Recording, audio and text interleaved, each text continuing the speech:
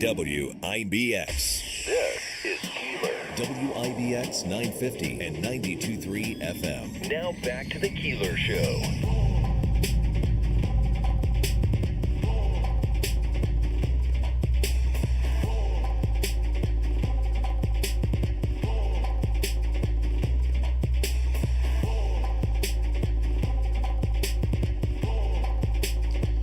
Well, good morning. And I got to say that some days, as Beth said, this is what it's like to be an adult. Okay, I'm an adult. Finally, maybe. Sometimes it's just not grow fun. up. Just not fun. My wife is going to kill me this morning. Oh, boy.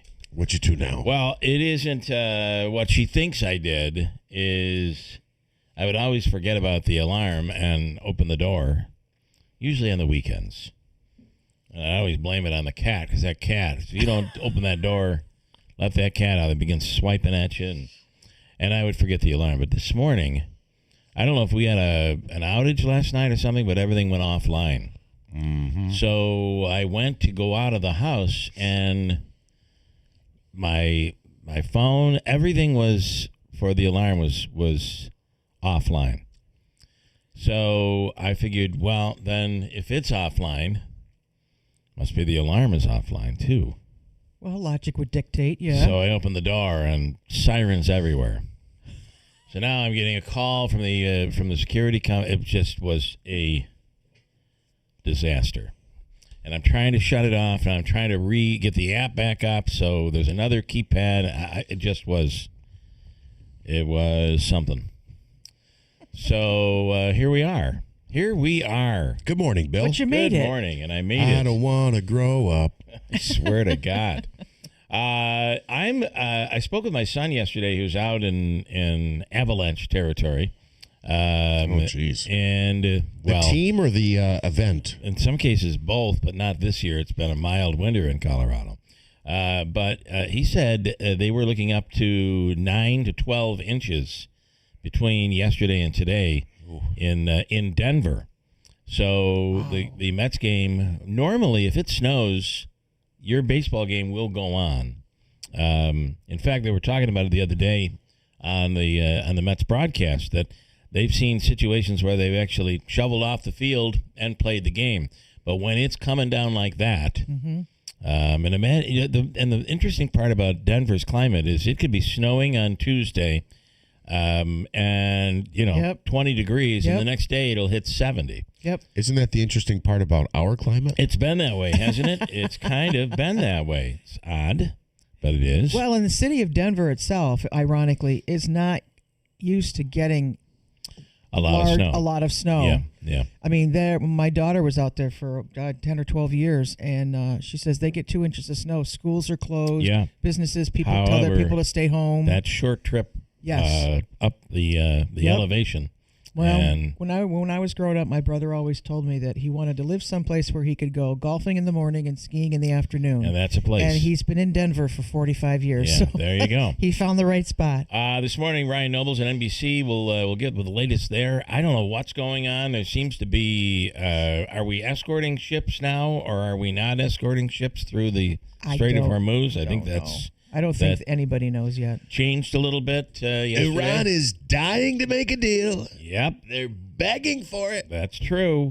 Yeah. This morning, Tanya Powers, a judge, gets an update on the prison conditions for the correspondence dinner. Apparently, are we worried about his jail conditions? Apparently, we are, and we'll talk to Tanya on that. Ray Stage, Weather Channel. What are we doing? We're back into the 50s. After a beautiful day yesterday, then it would rain, and then it would be nice, and then it would rain. But at least it was warm. It was. It was warm yesterday. And Monday was nice, too. It was, but the next few days, not so much. Mother's Day weekend, what will it be like? Mark Butler was in studio, the mayor of Newport, and he had set up something's going on. He had set up this meeting with the Canal Corporation and a public hearing with the community. And at some point, I think the Canal Corporation might have backed out. So we'll speak with Mark on that issue later on today. WIBX free money question of the day. Davey, just a little teaser. This morning we're looking at how much moolah. What are we looking at? $250. $250. All right. Jonathan Savage with Fox News Radio. The Iran situation. Where are we? It was funny because Hegseth yesterday and Marco Rubio talking about how we are escorting ships through the Strait of Hormuz.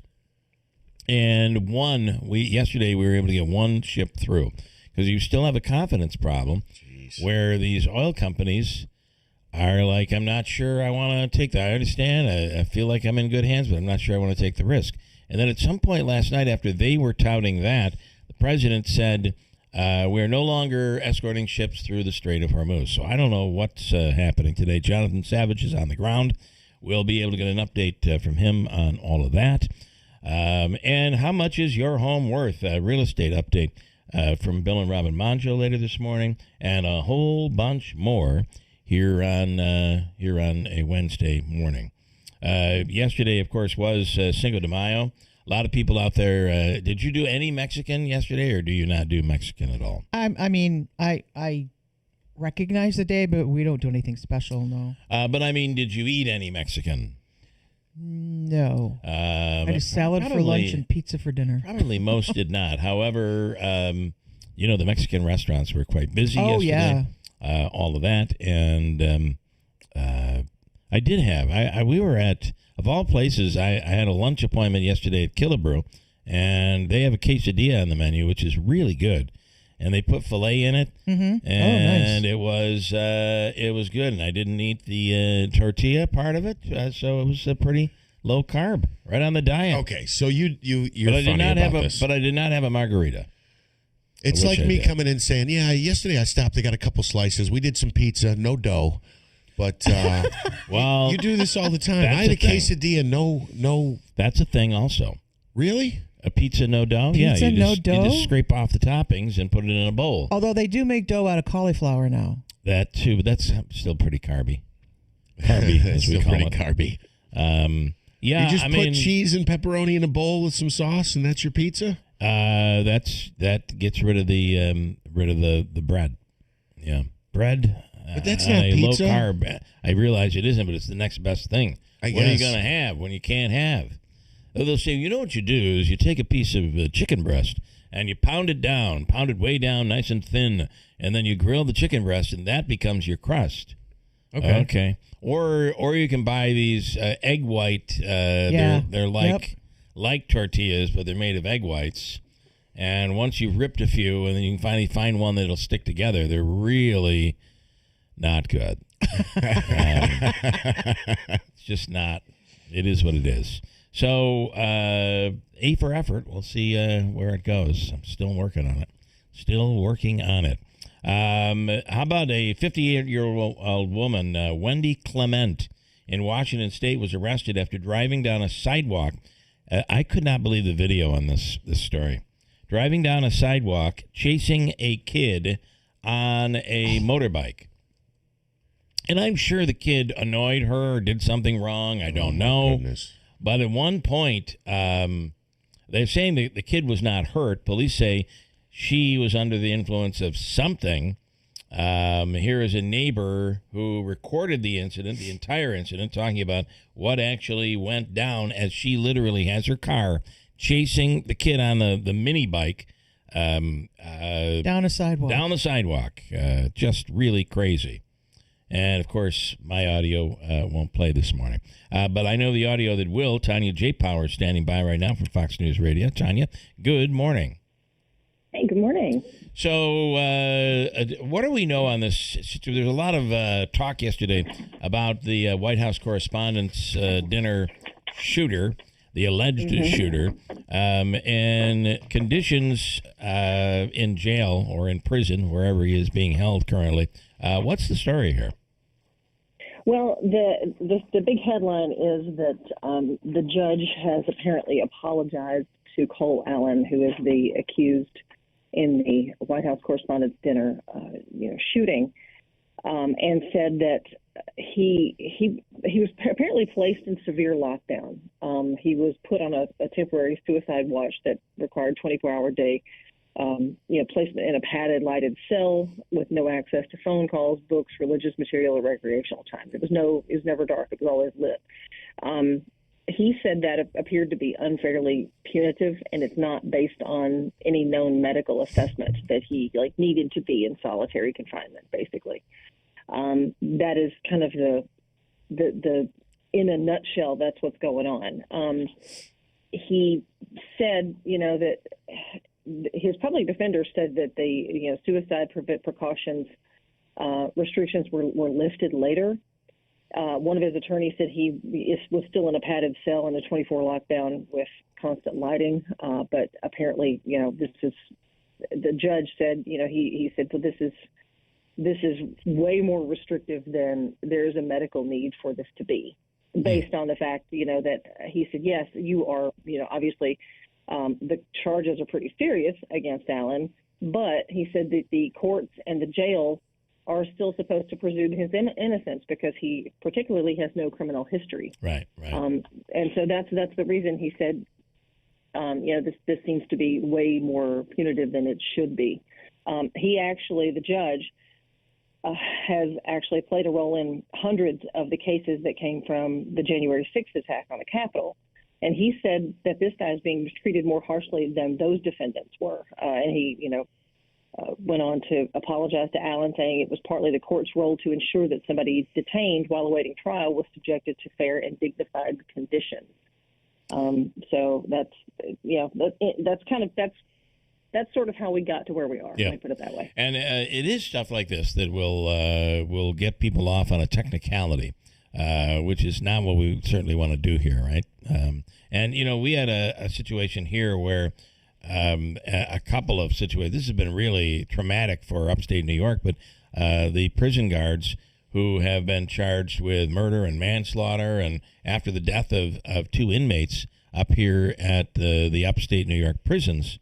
I'm sure you've followed that story, Tanya, but the comment that somebody made yesterday was, if you saw, as one of the guards pleaded guilty to manslaughter yesterday, and the comment was, if you saw the terrible thing and things that this guy did, you wouldn't care that the guard killed the inmate. We shouldn't care, but we really should. It's what makes us different from other countries around the world, third world countries. The fact that there is some humanity, even for those who have done terrible things, even those who are being held, and they're in our custody, and we have to somehow be humane despite the horrific thing they might have done, if that makes any sense. Yeah, that seems to be what the judge was saying, and I know that there's going to be a question about when he was appointed, and I can go ahead and tell you that he was appointed in September of 2020 during the first Trump administration. Okay. He wasn't, of course, directly, appointed by Trump, but he was appointed by by someone else in the DOJ there. Yeah. But that I know that I always get that question. That seems like the second question I always get whenever we're talking about a federal magistrate of any sort. I'm just going to go ahead and put it out there. But the prosecutors said that this guy had apparently informed. I'm talking about Allen, the suspected shooter, that he had told FBI agents the night of the whole incident that he had not expected to survive. And the prosecutors basically said that may have been the detail that the jail said, okay, well, maybe he's a suicide risk. I see. That was not like, the jail people didn't testify and say, yes, this is what led us to this. This is what the prosecutors kind of surmised, I guess. But I guess I'm kind of, I think we're all a little bit surprised that he survived and wasn't shot. There's that death by suicide by police officer where somebody will run with a gun at a police officer, and it almost always ends up in fatality. And I guess we're all a little bit surprised by that. Nonetheless, he did survive, and interesting story. Tanya, we appreciate it. As always, thank you so much. Thank you. Tanya J. Powers from Fox News Radio. I'm going to ask you with an update here on Wednesday morning at 6:37. Good morning, Bill. It is raining and 49 degrees. This update is brought to you by Ashcroft and Oak. Show her that you see her. The late nights, early mornings, all the little things. She sees it this Mother's Day. Show her that you see her. Ashcroft and Oak, because she's worth it. Shop today at fornowandforever.com. President Trump is pressing pause on Project Freedom in order to allow for more diplomatic efforts to play out with Iran. The brief operation saw the U.S. Navy escorting ships through the Strait of Hormuz, or ship through the Strait of Hormuz. Trump said the request to pause it came from Pakistan and other countries to see if an agreement with Iran could be reached. 6 of 7 GOP incumbents in the Indiana Congress lost in their respective primaries yesterday. Tuesday's results show endorsements by President Trump for all of the challengers after the state legislature stood against his plan to redraw congressional maps to give Republicans more of an edge in the upcoming federal elections. Meanwhile, in Ohio, Trump-backed Vivek Ramaswamy won the Republican primary in the state's governor's race. He'll face Democrat Amy Acton, who did not have any primary challengers. Secretary of State Marco Rubio says other parts of the world are suffering more at the pump than the United States. Addressing reporters at the White House Tuesday, Rubio said while the U.S. does not rely on foreign imports for gas, we are vulnerable to global prices. AAA puts today's national average for a gallon of regular unleaded at $4.53 after jumping nearly 30 cents over the past week.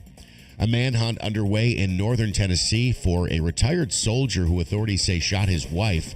The Stewart County Sheriff's Office says Craig Berry shot his wife during a domestic altercation and is believed to be hiding in the woods there. His wife survived the shooting and is still in the hospital. The Sheriff's Office says apprehending Berry could be a lengthy process as he's a retired Special Forces soldier with extensive training in survival tactics. Opponents of California's proposed billionaire tax say they've collected enough signatures to qualify 2 countermeasures for the November ballot. They believe the proposed countermeasures would block or at least weaken the controversial tax initiative. The initiative would impose a one-time 5% tax on the assets of California residents worth more than $1 billion. And, Bill, tickets go on sale today for the opening of the Obama Presidential Center Museum. The museum will open to the public on June 19th, but tickets are available now at the museum's website, obama.org. WIBX 950 AM, 92.3 FM News Time 640. Here is your Weather Center forecast. Storm staying in check yesterday. Had one report of a tree down in Broome County, down to our south. Now some rain around. I think we'll get some steadier rainfall at times today. Occasional showers, upper 50s. Tonight the clouds will break as the rain ends early. Clearing overnight and chilly, upper 30s. Adirondacks could be even colder with some patchy frost. Thursday, sunshine 55, and a chance of showers Friday, upper 50s. From the Weather Channel, I'm meteorologist Ray Stajic, WIBX 950 AM and 92.3 FM. Still raining and 49 degrees at 641. All right, the woman, Wendy Clement in Washington, arrested after driving down the sidewalk, chasing after a kid on a motorbike. Sometimes you get angry. The kid shouldn't be riding the bike in the street, cuts you off, whatever. They get angry and all of it, but I don't know that chasing him and trying to run him over is the answer. Yeah, and I don't know that this happened in this circumstance. I did watch the video. The kid's riding on the sidewalk. She turns into a driveway like she's going to, turn around or something, and she just goes up the sidewalk. Yeah, and she's moving pretty fast. Yeah. Like, I don't know if she's going, I wouldn't say she's going 40, but she's probably going 20. Enough for him to look behind and say, oops, I better speed up. Right? Somebody was videotaping. Well, what about the other people on the side? Hold on just a second. She's trying to run. Oh, my God. No kidding. I love the, speaking of people on the sidewalk, the woman was on her porch videotaping with quite an interesting play-by-play right there. Yeah. And who calls it no kidding? Like, your no reaction. Kidding. No kidding. Oh, my God. Well, that's a lot cleaner than what I would have been saying. Probably. Exactly. Yeah. No kidding. And I don't know that What the? Exactly. I mean, the kid has the advantage where he can turn up. Oh, he sure. can make it go through areas that she probably can't. But nonetheless, she was arrested ultimately and charged with No driving. kidding. No kidding. Charged under the influence of certainly something. Ray Stajic, Weather Channel, coming right up. Are we going to see a break in what we're about to see, and that's cooler temperatures? Will we see a decent Mother's Day weekend? Ray Stajic, coming up at WIBX. Finding great candidates to hire can be like, well, trying to find a needle in a haystack. Sure, you can post your job to some job board, but then all you can do is hope the right person comes along, which is why you should try ZipRecruiter for free at ZipRecruiter.com/radio. ZipRecruiter doesn't depend on candidates finding you. It finds them for you. Its powerful technology identifies people with the right experience and actively invites them to apply to your job. You get qualified candidates fast. So while other companies might deliver a lot of hay, ZipRecruiter finds you what you're looking for. The needle in the haystack. See why 4 out of 5 employers who post a job on ZipRecruiter get a quality candidate within the first day. ZipRecruiter, the smartest way to hire. And right now, you can try ZipRecruiter for free. That's right, free at ZipRecruiter.com/radio. That's ZipRecruiter.com/radio. ZipRecruiter.com/radio. ZipRecruiter. For 250 years, the spirit of American independence has endured. And now, the United States Mint honors that legacy with what may be the most patriotic and symbolic Washington Quarter ever issued. The 1776-2026 Revolutionary War Quarter celebrates 250 years of American freedom. A freedom that would not exist without the leadership of the Commander-in-Chief of the Continental Army, George Washington. The tenacity and spirit of the Continental Army is carried in this quarter, and now you can hold that history in your hands. But hurry, pre-sale slots are limited. This one-year-only design, dual-dated 1776-2026 Revolutionary War Quarter is 250 years in the making.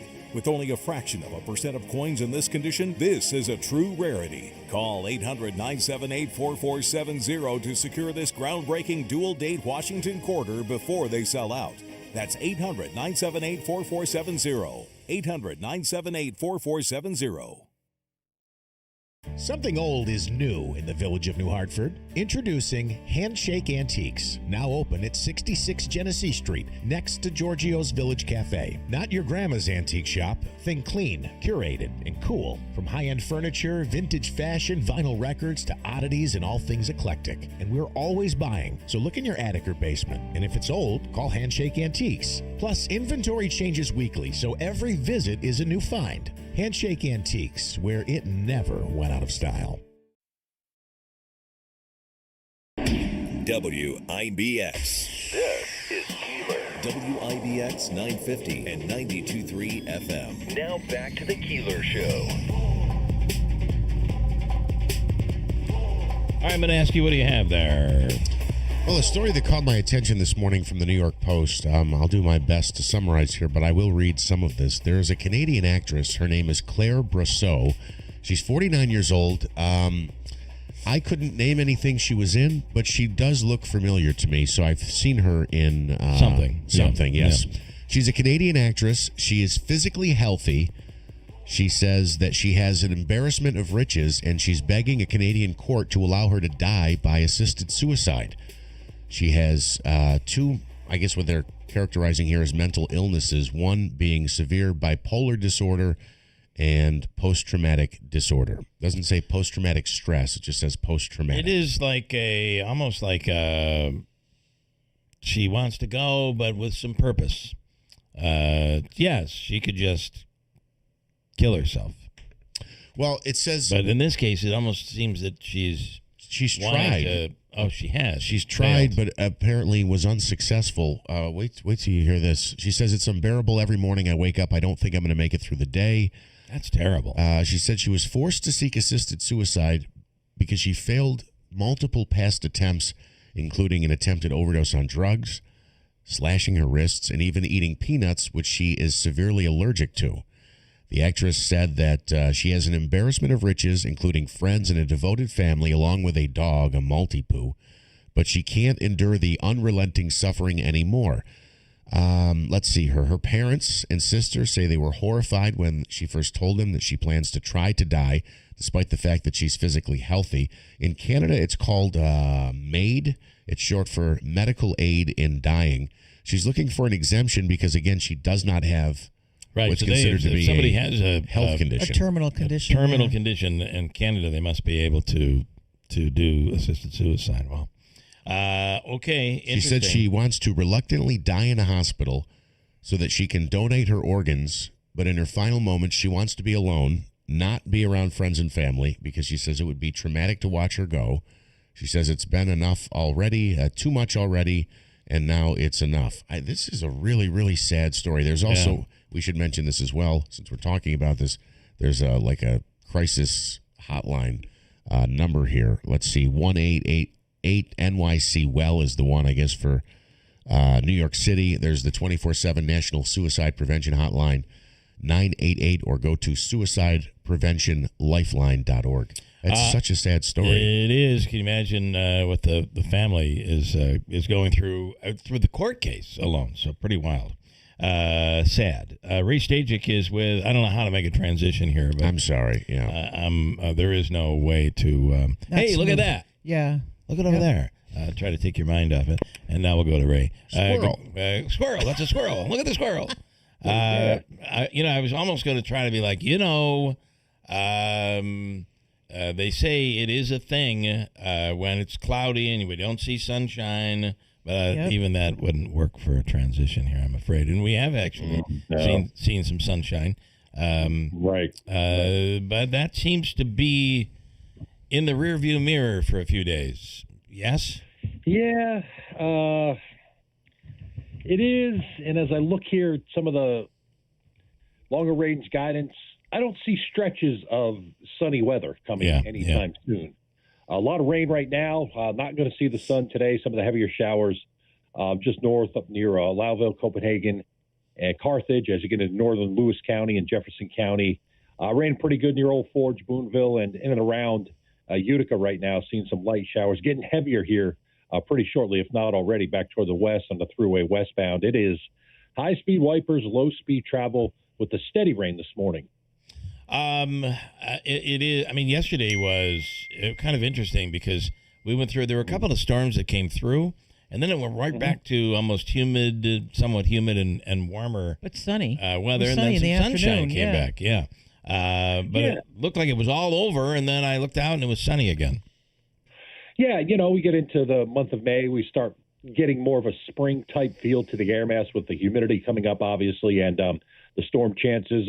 Didn't see much in terms of severe weather reports yesterday. I think Broome County down to our south had one tree down. So nothing too widespread, at least officially. And that's the good thing about when you get rain and thunder, you like to escape the severe weather and the flooding.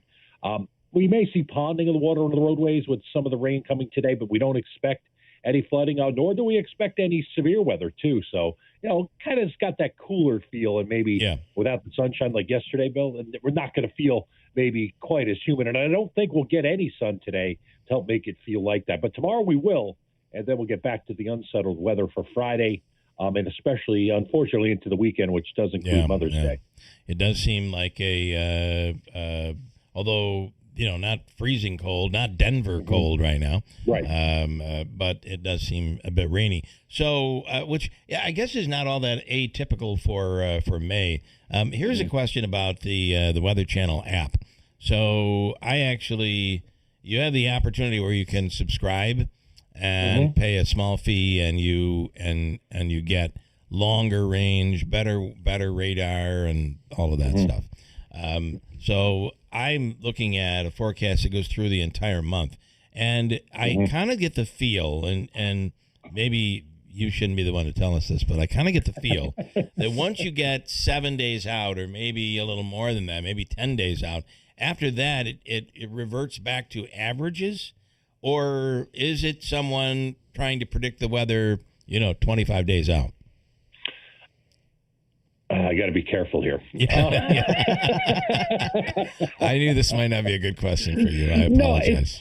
No, as it goes out, and really, I me, I'm 3 days, 5 days, and I'm comfortable with doing, more in-depth analysis. It goes day one tonight, day two tomorrow, then day three. I'll really kind of dig in. And then there's so much variability and more climatology built into, as you said, Bill, the longer range, that really what it is just, it's straight computer guidance. There's nobody and no human hands on the app actually touching anything. So that's really the difference between even in the short term. I mean, it's not like somebody saying, "Oh, we have to go update the forecast for the app." It doesn't happen. Whatever comes out from the guidance it could be a blend in certain cases of models. It could be one model that's doing a little bit better. That's what you get. You get what you get with the apps, but here you get live and you get like the Nowcast, and I put more of the hands-on with today, tonight, tomorrow, especially. And then obviously there's variability longer range. I like to base it on trends. This is how it does look through mid-month. It's I think a lot more days where you have chances of rain than you won't. Yeah, which some years we have. Boy, can you believe how beautiful spring was this year? And then summer might not be all that that it's cracked up to be. However, they are saying that with this La Nina, is that what we're dealing with? Super El Nino. Super El Nino. But you were close. You had a 50-50 shot. I was in there. It seemed close to Cinco de Mayo. But it does. Those models seem to be showing it could be really, really hot. I saw, at least in New York City, they were predicting the chance at scorching heat this summer. Yet I've seen other predictions that show upstate not quite as hot. If that turns to be true, who knows? Right. Yeah, and it's based on what happens in a typical El Nino summer, warmer temperatures, and then thinking because the water in the Pacific is going to be abnormally warm, will that accelerate and make it, maybe hotter than average? Again, it's based on and I always go back now because it just happened last hurricane season. The predictions were because it was a La Nina summer, it was expected that we would have above normal number of named storms. We actually ended up, I think, just below normal in named storms. And now this year they're kind of hedging the average and saying, well, Super El Nino and El Nino summer would mean hurricane season would be suppressed. So they're going about average with some of the predictions that are starting to come out. So as everybody knows, Bill, it's no secret. You get beyond a couple of days, 5-7 days, and then you get into seasonal forecasting. There's a lot of guesses, but a lot of it is based on what usually happens under these circumstances. Well, and when you take a look at the long-range forecast last Monday, we talked about this, that, be careful because probably by the end of the week it's going to change. The nice weather on Monday and yesterday was not in the forecast on Monday, but by the end of the week it was. So everything changes as you get out there. So, all right, we do appreciate you, Ray. Thank you so much. Okay. Yep. Have a great day. Ray Stajic with the Weather Channel. I thought you were going to say on the app they give you these these temperature points. So if you don't like Thursday's forecast, if it says 65, you just bump it up a little bit. And look at that. Our forecast says 68 now. It would be nice, yeah. There are some business people that are like, why do you have to give such a terrible forecast? I mean, people aren't going to come out, especially in the wintertime, right? Yeah. You scared everybody. They didn't come out, and they didn't buy anything, and now, look, the sun is shining, and it's 35 degrees. That does occur a little bit. Nonetheless, maybe a couple of days of sunshine, and then the Mother's Day weekend right now looks a little rainy. Look, I've said this before. A lot rainy. Sorry. I think there's so many factors involved, whether it's the jet stream or other things, conditions, pressures, etc. I think that's why it's hard to predict. I mean, even look at tomorrow's forecast. We'll in 24 hours, let's reconvene on tomorrow's forecast. And it's going to change. Yeah. Even if it's 4 degrees and, what percentage of rain we're supposed to get. One thing I think it's a very difficult thing. One thing I do like with the Weather Channel app is they have this alert that comes up now that says rain will be falling in your area in the next 15 minutes. Right. Yeah. So you kind of get a warning like, really? And that's not even a thunderstorm warning. That's just saying you're going to get some rain. Yeah. And it's pretty darn accurate. Based on obviously based on radar. Yeah, but that's immediate. Like, I mean, they can tell you in the next 20 minutes what's going to happen. The most accurate forecast is when they're telling you what just happened. That's usually they're usually pretty See, good. See, the most with that accurate somehow. forecast is when you just walk to the window and look outside. That's right. I see what it is doing. Because these are predictions, and they're all based on what's happened in the past, like Ray was saying. The trends and the probability that those trends will repeat themselves. Yeah, you're right. We got 8 inches of snow yesterday. Oh, I don't know if that's going to hold up. No, we measured. Mike, and by the way, the snow that Denver supposedly got They did not have almost any snow all winter long, which is abnormal for them to not get any. Post-traumatic stress, Mike says, what happened? Did her last movie only get 16 on Rotten Tomatoes? Now, I don't think we should laugh about this, but that is, sorry. If you have people on that love and care for you, suicide becomes a very selfish decision. We do live our lives beyond ourselves. The only exception is when your quality of life has gotten so poor. And you think about the people who are dealing with, I don't know, pain. I mean, pain is a real thing. Real terminal illness. And it's really difficult. Yeah. So, all right, news is next. Embarrassed by ugly yellow toe fungus? Living with toe fungus it's embarrassing. I was afraid to take my socks off. I hid my yellow and crumbly toes from everybody. Introducing Crystal Flush. Crystal Flush is the only FDA-registered 2-in-1 home treatment that attacks your toe fungus from both the inside and out. Crystal Flush's new and different combination system knocks out toe fungus for good. Guaranteed. Crystal Flush is different. After just a few weeks, my fungus was gone. I mean, 100% disappeared. Crystal Flush was the only thing that ever worked. So if you're skeptical because you tried a bunch of other stuff, Crystal Flush is different. This is a game changer. Crystal Flush is now available without a prescription, but it is not available in stores. Get your risk-free supply today. Go to crystalflush.com. That's CRYSTAL flush.com. Stop being embarrassed by ugly yellow toenails. Go to crystalflush.com or call 800-204-4484. Central New York homeowners have been trusting NGEM's Flooring America since 1917. Discover the beauty of 12 Oaks waterproof luxury vinyl flooring. Choose from a wide range of stunning colors and styles that look just like real hardwood. Why settle for whatever a big box store has in stock? We can often have your 12 Oaks floor ready in as little as 1 day. Plus, qualified buyers can enjoy 12 months with no interest financing. NGEM's Flooring America. Local flooring experts for over 100 years.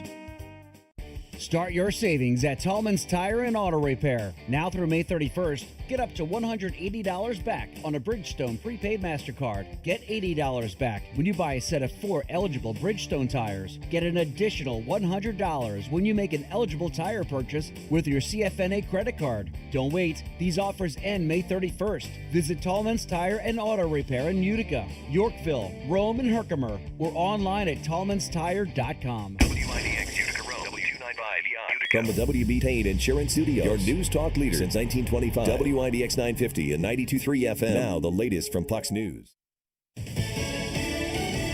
We may be closer to an end to the Iran conflict. I'm Dave Anthony, Fox News. We would prefer the path of peace. What the president would prefer is a deal. After Secretary of State Marco Rubio said that, the president posted on Truth Social he's pausing Project Freedom that started Monday, aiming to have the U.S. military escort oil tankers and ships stranded in the Strait of Hormuz. Iran's ambassador to Pakistan responded to the announcement by mocking President Trump, posting on X, once beaten, twice shy. Fox's Trey Yingst in Tel Aviv. Well, this morning, Axios is reporting that a memorandum of understanding could be reached in the next 48 hours that would include 14 points agreed to by both the United States and Iran, among them an enrichment moratorium and also opening eventually the Strait of Hormuz. Now, if this does move forward, it's an indication that progress is being made at the negotiating table. The question is whether or not the Iranians are serious about actually signing this understanding. This potential deal to end the conflict has stock futures surging the day after record highs for the NASDAQ and the S&P 500. Oil prices are plunging 11%. However, at the gas pump, another nickel rise this morning. AAA's national average for regular $4.53 per gallon. Cole Allen is facing a new charge after being indicted by a grand jury in Washington in the White House Correspondents' Dinner attack last month. 4 counts, the new charge being assaulting a federal officer with a deadly weapon. The others attempting to assassinate the president, and 2 firearms-related charges. Allen's expected back in court next Monday, May 11th, for a preliminary hearing. That's Fox's Mike Emanuel. In that new charge, Allen's accused of firing a shot that hit a Secret Service agent in the bulletproof vest. In Indiana, 5 of the 7 Republican challengers President Trump backed defeated incumbent GOP state senators that he wants to unseat for joining Democrats blocking a congressional redistricting that aims to help elect more Republicans in November. One of the senators won his race. The other contest too close to call. America's listening to Fox News. A small business affirmation from Progressive. Food truck owners, today business will be booming. People will love your new menu and not make special orders. You will not roll your eyes when someone calls it a quesadilla. You will also switch to Progressive to get 30 customizable coverage options and restore your inner peace. See if you can save in as little as 8 minutes at progressivecommercial.com. Progressive Casualty Insurance Company and Affiliates. Coverage is not available in all states or for all vehicles and coverage selections. Wesley Financial Group is not a law firm, and Chuck McDowell definitely not an attorney. This is Chuck. If someone talked you into buying something really silly and you want to get out of that silly little thing, my advice, get the facts. Call me and I'll send you our timeshare exit kit absolutely free. Inside, you'll learn how timeshare works and all your options for cancellation. Call Wesley now for your free timeshare exit information kit. 800-809-7171. That's 800-809-7171. 3 more passengers have been evacuated from a cruise ship still stuck at sea in a hantavirus outbreak on board that's left 3 others dead. Nearly 150 others on the ship are in quarantine. So far, no port on the West African coast is allowing the MV Hondias to dock. It's believed the strain of hantavirus on the ship can be spread person to person. Now to the Make America Healthy Again agenda here in the U.S. We've gone from 5% of our kids being obese to 20%.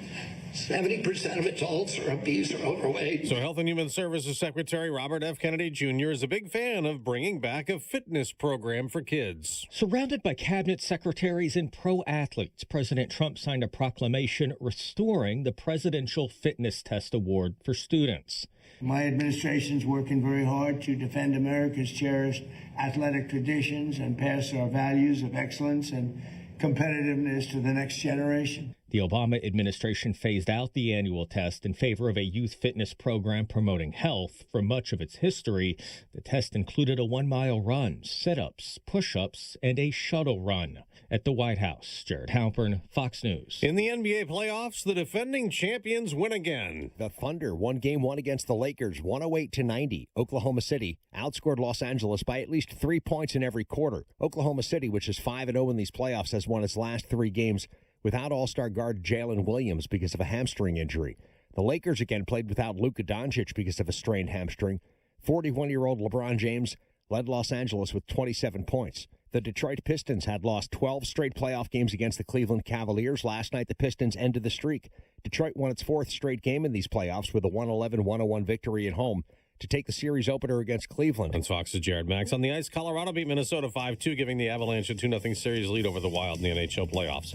I'm Dave Anthony. This is Fox News.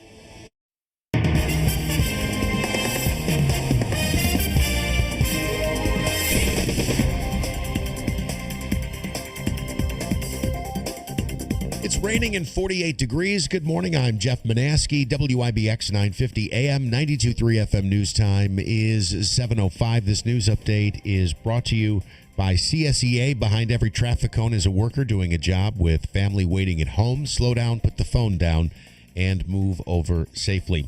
A scare at a local school as a student at Otto Shortell Middle School found a list of student names around dismissal on Monday. That led to an investigation by the Madison County Sheriff's Office. Authorities say they determined there was no threat, and the student who dropped the list confirmed that they've confirmed the student does not have access to weapons. The Oneida City School District Superintendent saying student safety is the district's top priority. A new poll is showing how voters feel about the 2 candidates for New York governor. According to the Siena University survey, Governor Hochul has a 16-point lead over Republican Nassau County Executive Bruce Blakeman. That is an increase of 3 points from the last poll in March. One bit of bad news for the governor: her job approval and favorability ratings are both declining.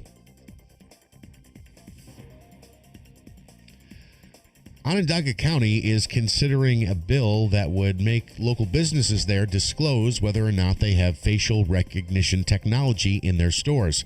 That measure says all business owners must put up a sign telling customers that. Banks and government entities are exempt from the new rule, and business owners are also banned from profiting off of biometric surveillance.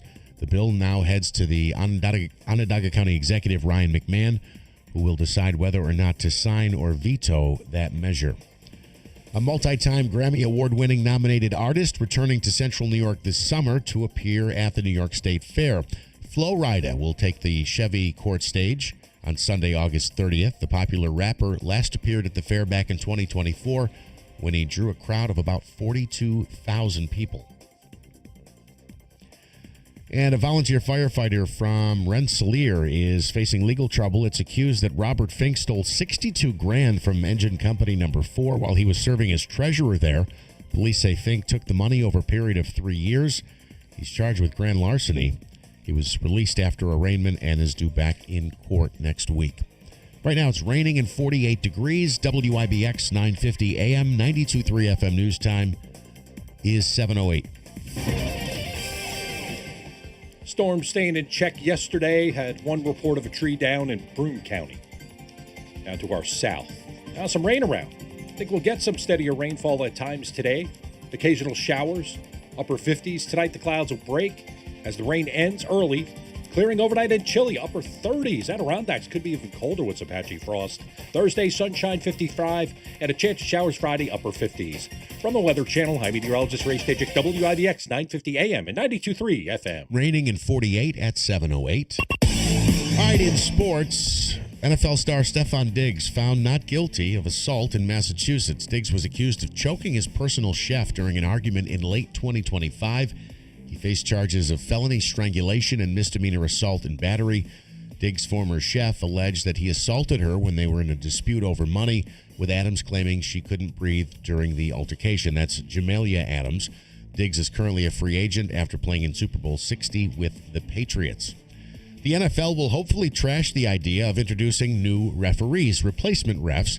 ESPN says the league and the Referees Association are scheduling a new CBA vote on Thursday. The sides have been negotiating for the past 2 years, but hit a roadblock months ago, which prompted rule changes to help potential replacement referees. The current CBA expires at the end of this month. The Giants making a move to bolster their defense. Big Blue agreeing to a 2-year contract with veteran defensive tackle DJ Reader. He can make up to $15.5 million. The addition comes 2 weeks after trading star defensive lineman Dexter Lawrence II to the Bengals for the 10th overall pick in the draft. The Giants took an offensive lineman with that pick. NBA action last night. The Pistons and Thunder each taking game 1 in their respective series. Detroit got a win over the Cavaliers 111-101. The Thunder beat LeBron and the Lakers 108-90. Coming up tonight, the Knicks will host the 76ers for game 2 at MSG. And Minnesota takes on the Spurs, also a game 2 there. The top team in the NHL still perfect this postseason. The Avalanche took down the Wild in game 2 from Denver. Colorado now leads that series 2-0. They've won 6 straight to start the playoffs. The second round continues tonight. A pair of game 1s on tap. The Sabres and Canadiens will open up their best-of-7 series with a game 1. And to correct myself, the Vegas Golden Knights and Ducks will play game 2 in their series. Baseball action, the Yankees won their 5th straight, the final 7-4 yesterday against the Rangers. Ryan McMahon, Jazz Chisholm, and Paul Goldschmidt all went deep. The Mets and Rockies were postponed, and that game will be made up tomorrow afternoon. This afternoon's game has been adjusted to tonight because of a snowstorm out in Colorado. The Mets have won 3 of their last 4. 3 of the last 4. Are you feeling... Short-term success. Short-term. Okay. So you're not feeling any, like, they're making a correction. You're not there yet. No, I'm not there yet. Tony Pisani sent me a form that's allows you to switch from a Mets fan to a Yankees fan. Oh, you have to apply for that. You got to apply, and they may accept it. My response was, the problem with Mets fans is we're ready to jump ship. But then they win a couple games against Anaheim, and they beat Colorado, and all of a sudden, we believe again. Just when you thought you were getting out, they suck you back in. Right back in. All right, Davey, what is this? What's going on? Explain to me, please. Christian wants to come on really quick to clarify something that he... Yesterday, it was a little rough yesterday, yes, right? I apologize. Okay, so now we want to do it again? He just wants to come on for a quick second. To correct something? Yes. Okay. Is it Bill? He wants to correct Bill? Correct me. I'm going to correct you. Me being you. Good morning. Good morning, Bill. All right, what's up?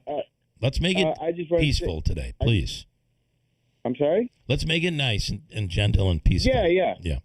Yeah, well, we got off the wrong foot. It was a misunderstanding because let me just explain that when I'm traveling, I only have my phone, and on Facebook, I am unable to receive messages for whatever reason. So I didn't see, okay?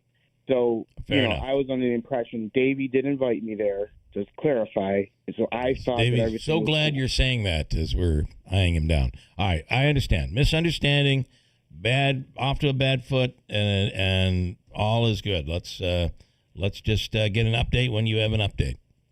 Okay, but then the other thing is, too, is that I mistakenly said that the result of the Spencer debacle was that I ended up paying a fine, which I did not pay a fine. No fine was imposed on me. I paid a court, their processing fee. I see. Okay. So you paid a court fee, but you were not fined. Correct. And that was agreed upon with ADA Robert Kelly, who, by the way, I went to the grand jury. I testified on my behalf, and I was not indicted for those crimes. Okay? Did you make was there a plea bargain, a plea deal?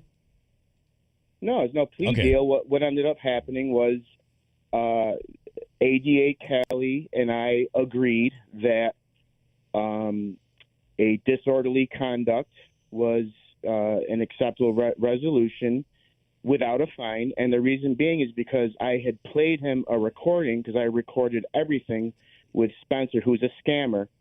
And what happened is that is your opinion, and I can't have you calling people names, right? Okay, well, I tried to prove it in court yesterday, but the judge refused to hear the case, even though they scheduled the court hearing. It was a civil trial, and even though I drove from Florida, and for some reason they decided they didn't want to hear the case, which makes no sense. But anyway, but what happened was Spencer refused to do the work or give me my money back. For 8 months. He ghosted me. So finally I went and asked him as to why he wouldn't give me my money back.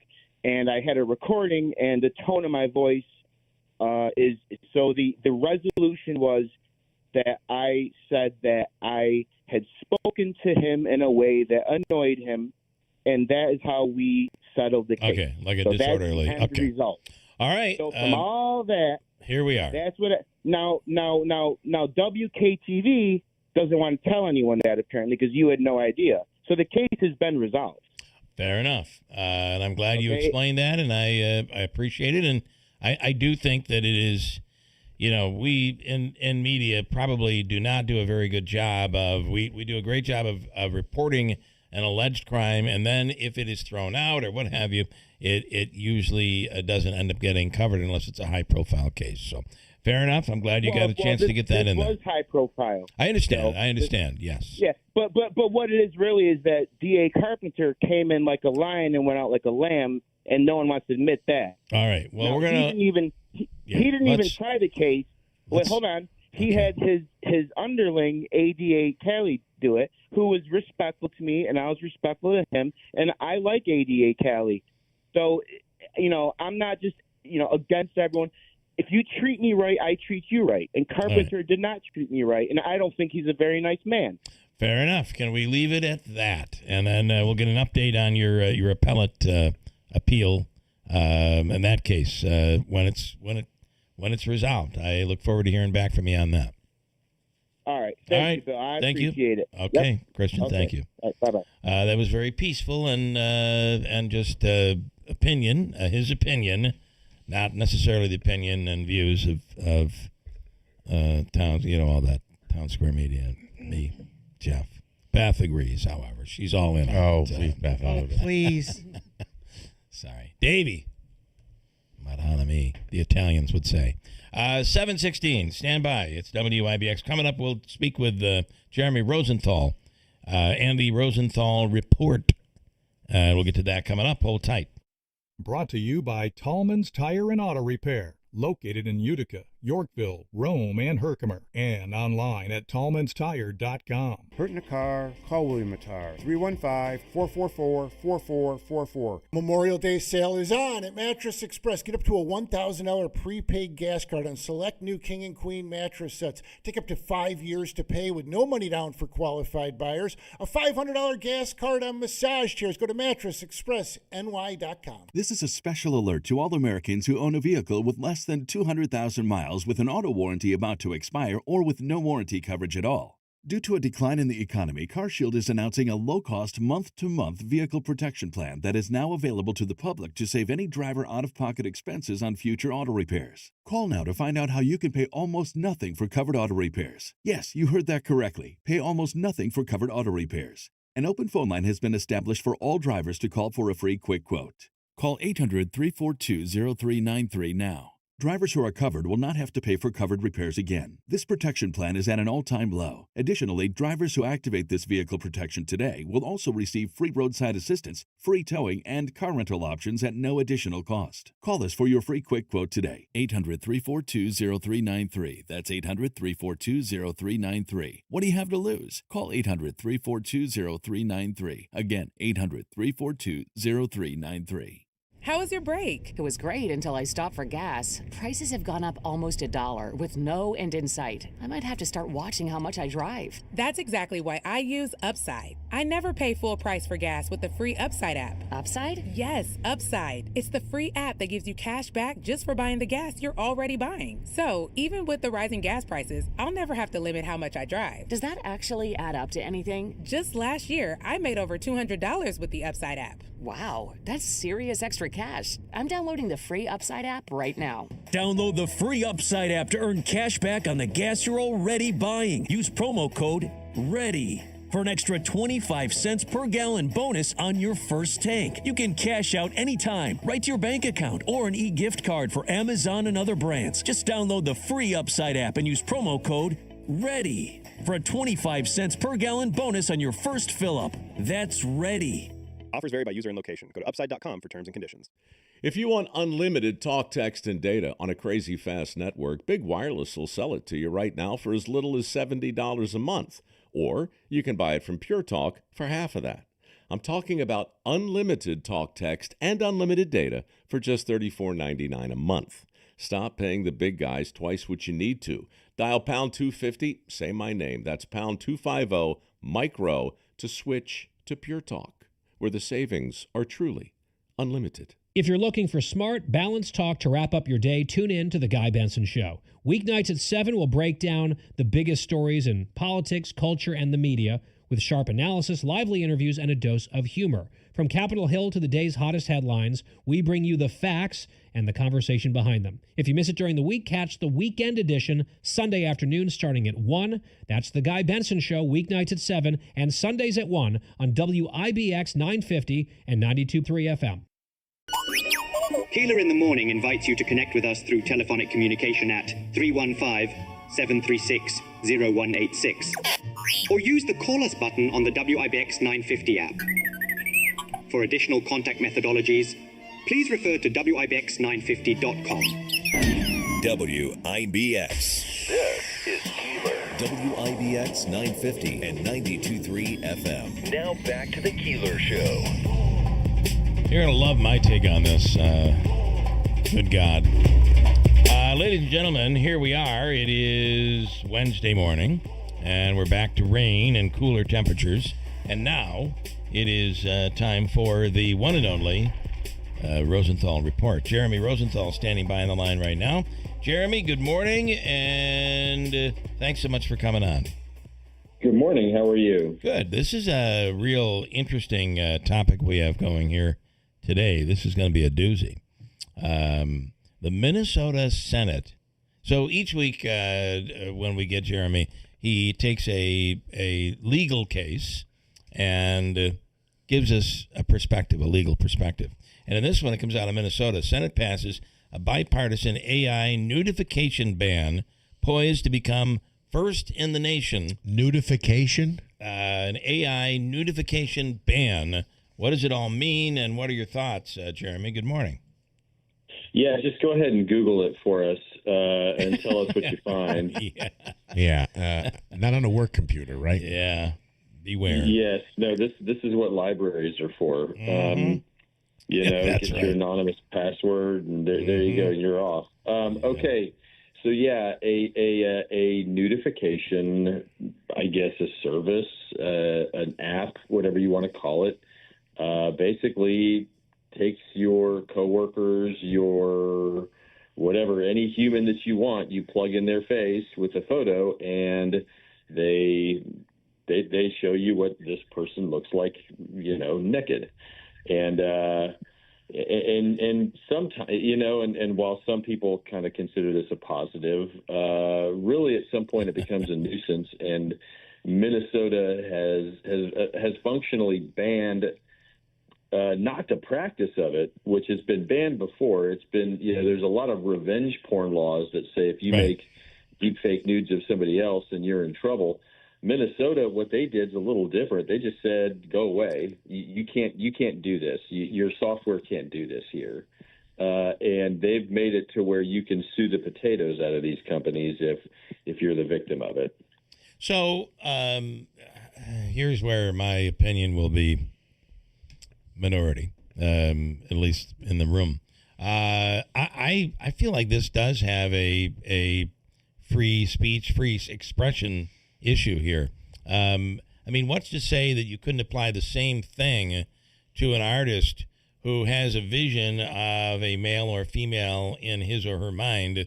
They paint or they draw a nude of that person. Does that now become something? I mean, that's a human doing it. Are we now to the point where we're able to ban what someone does in the privacy of their own home? It's one thing to use that against someone or to make it public, et cetera, but go have it with that one and tell me I'm wrong. Well, okay, so the test there is going to be how much does it look like your neighbor, right? So that vision's going through my mind right now. Oh boy, maybe that's a bad thing. I don't know. But joking. Look, if you think about it, I think you're exactly right, and I think that if these laws do have a weakness, it is. Well, hold on. What were some of the famous artists? Your Rococo, your Baroque artists. They're painting people in the nude. How is that really different? And yes, the face was roughly based on my, my fourth grade teacher, but whatever. That's she's my muse, right? Yes. So yeah, no, I do think that there's some weak points there when it comes to expression, Well, and I think it will probably be challenged to some degree. And because we all, I think, can agree that a person doesn't have to be a kid, but a person, anybody who takes a picture of someone, coworker, a student, a fellow student, whatever, and all of a sudden they create using AI, make this nude, or even in some cases porn, disgusting things, putting them in disgusting situations, and then spread it around or whatever. Well, that is, to me, that should be a crime. But how far are we willing to go into the mind of a person to make something illegal? Can I ask you why do you see one is okay and not the other? What are you talking about? The revenge porn not being okay, unless it was. I'm going to let Jeremy answer that. Go ahead. So the question is why is revenge porn illegal, but the nudification okay? Yeah. Well, okay, so you got to remember that expression and conduct, we can criminalize conduct, and you can't really criminalize expression. And at some point, expression becomes conduct, right? Can I express myself through calling your phone 87 times in 9 minutes? Right. That's not expression, that's conduct. That's harassment. Yep. And that's illegal, right? Can I express myself by running into the theater and shouting fire? Can I express myself by trying to humiliate somebody in creating either deep fakes or sharing intimate photos that were, never meant. We're only supposed to be on our, what was the thing, the carousel, right? And not intended to be, public for everybody. But the test is always going to be at what level does it really become more expressive? And so kind of in some of the examples that we talked about earlier, right? If I am, if I'm an artist and I'm making, Baroque art and I'm in the 1700s and I'm painting nude people, that's nudify. It's just, and it's expression. But, if I'm just kind of getting my jollies off, and making nudes, and I think the trigger is always going to be when you disseminate it. However, this Minnesota statute is unique because it's going after the it's not going after the individual, it's going after the company. So it's kind of like going after the cartels instead of the users and the dealers. I just want to say I do not think revenge porn should be legalized. I don't want anybody to misinterpret my question. I guess what I was getting at is, so if there's an actual video or photo of something, it's illegal to share it. But if I create it in my mind and it's something that actually didn't happen, it's legal to do it. I guess that's where the confusion comes in for me. So yeah, and that's a fabulous point. It's a fabulous point, because at what point does this become the thought police? Right.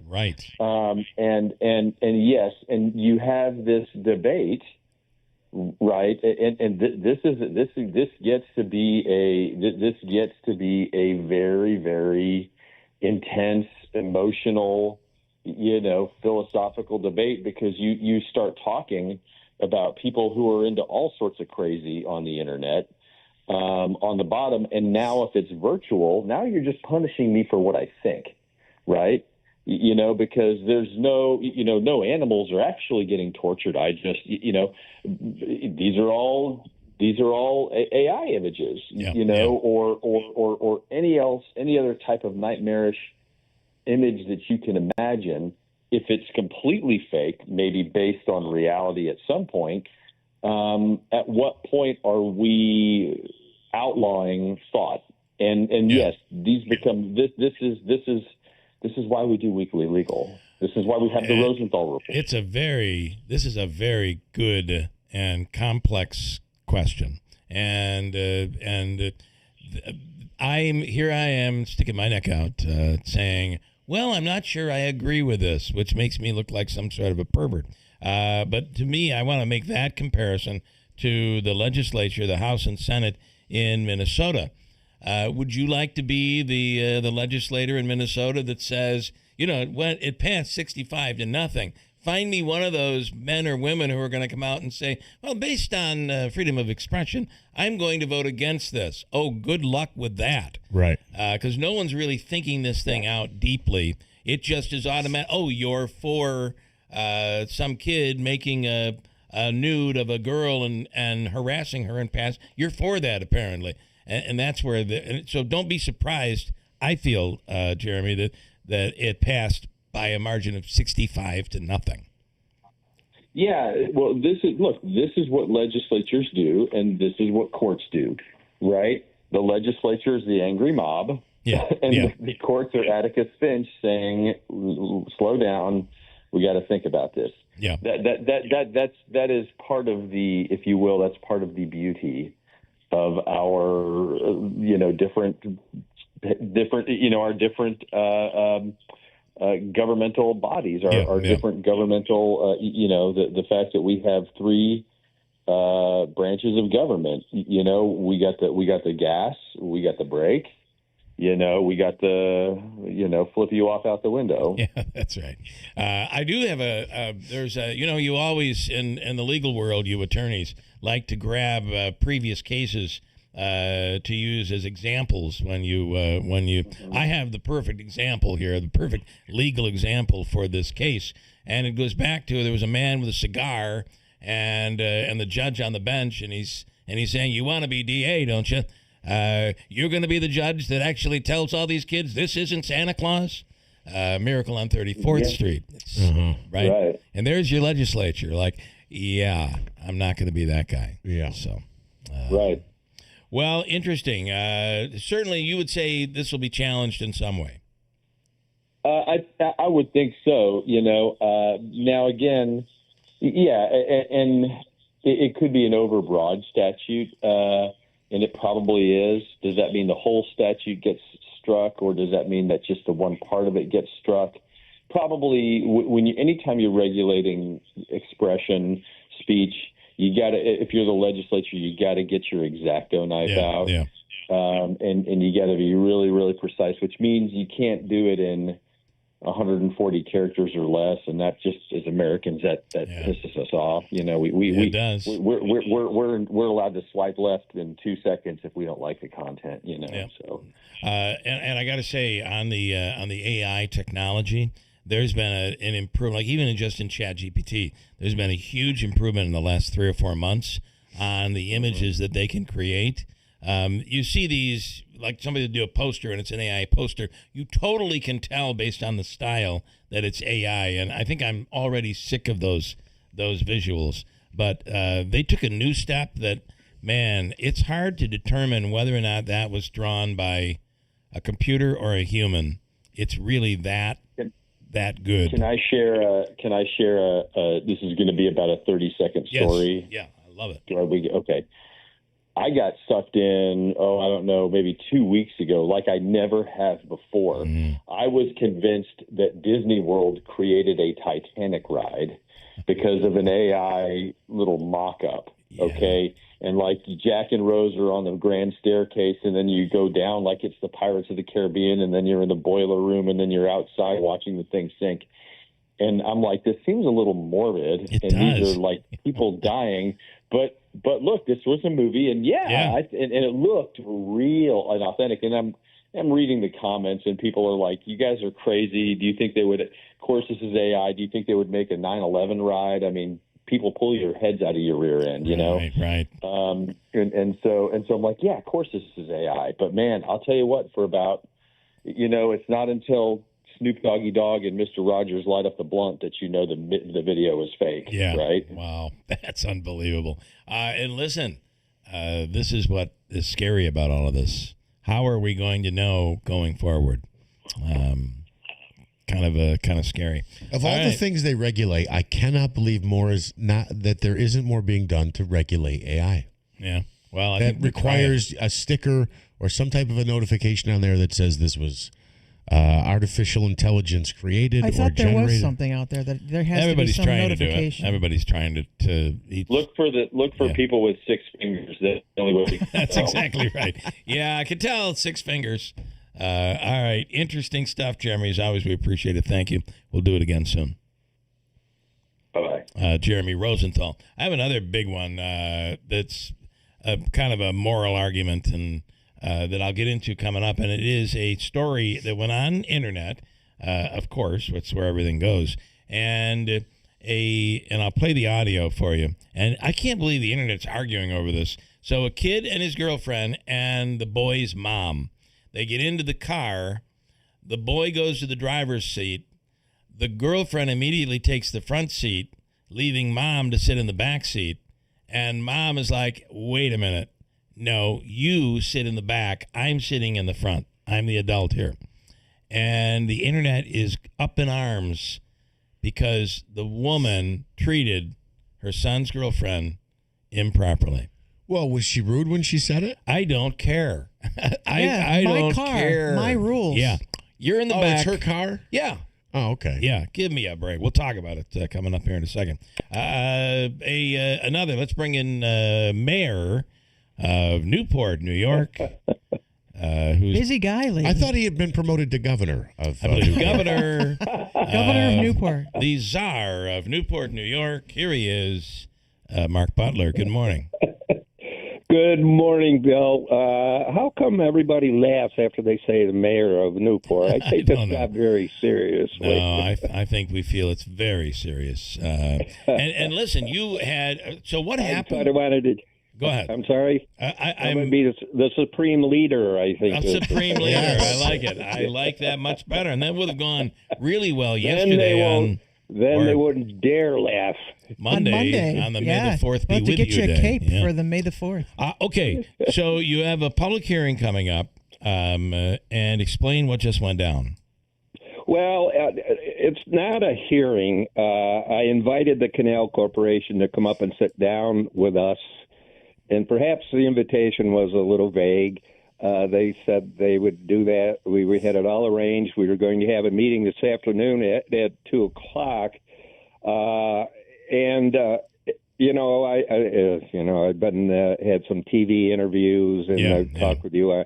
And suddenly I'm the king of flooding in West Canada Creek. So everybody I meet on the street wants to know the latest on the situation on the creek. And suddenly I'm supposed to be the expert on this. And I sat down the other day and went through the list of questions that I have about what's been going on at Hinckley and on the West Canada Creek. And I think a lot of them are very good questions, but everybody I talk to has an experience or got a question. Why does this happen? How does this happen? And we really don't know. For a century, Bill, the West Canada was a nice, gentle creek through our communities. Yes, there were some fluctuations in water levels and stuff, but it just seems over the last decade or so, something has happened that has upset that. The flooding, the levels of the creek, and the intensity of the water levels rising and falling has, in my opinion, become more pronounced. And as I hear these stories from people, they agree. And we just want to ask them these questions and see, has something changed? And if something has changed, is there an adjustment we can make? And they had the idea, I guess, the notion that this was just going to be a couple mayors and a couple local officials sitting around a table to ask these questions. And I had the notion I wanted these people I've been talking to come in and be in a room with these guys and say, hey, how come this and why that? And not in a confrontational manner. But I think they felt that this was a little more than they had bargained for. They have agreed to come back in a few weeks, but they want to have a more prepared presentation, charts and experts and yada yada to explain what's going on. So it isn't canceled. So they will meet with the public. They have agreed they will. They just want an opportunity to get their information in order because, as you say, if it's a public hearing, it's a little bit different than just a handful of local officials sitting around a table. So I'll give them the benefit of the doubt. They've been very cordial in my conversations with them. But we just have some hard questions that we want answered up here. And hopefully we can get some things resolved. And for those who you wonder, well, what does the West Canada have to do with the canal? That's one of the ways that they feed the canal. Is that, and they change the water levels. I mean, and that's what is, I think, for residents along there are worried about, as they're seeing fluctuations in the water levels. Used to be, you would know in the springtime with snow runoff, melting, you'd expect that to be a bit raging in the springtime, that West Canada Creek. But, this is happening oddly at other times, and it's a problem. It's a problem.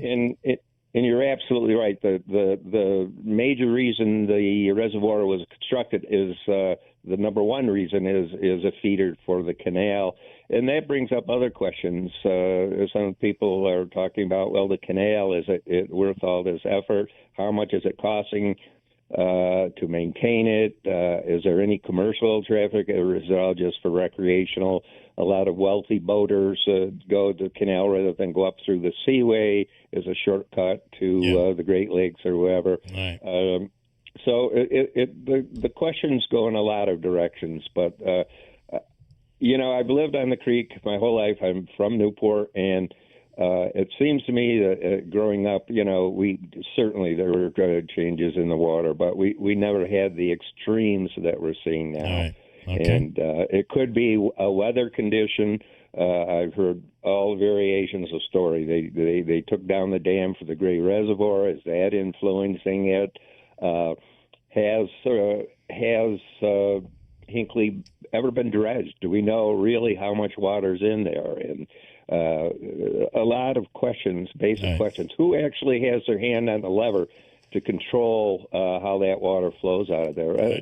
We don't know any of it, and that's what I'm hoping we can learn if we have a sit-down. Manaski. I don't want to jeopardize your upcoming meeting with the State Canal Corporation, but am I misremembering, or have we not talked about this before, that you've gotten contradictory explanations or admissions, and I don't even know if it was the Canal Corporation, but from state officials about how the water levels are controlled and what's being done?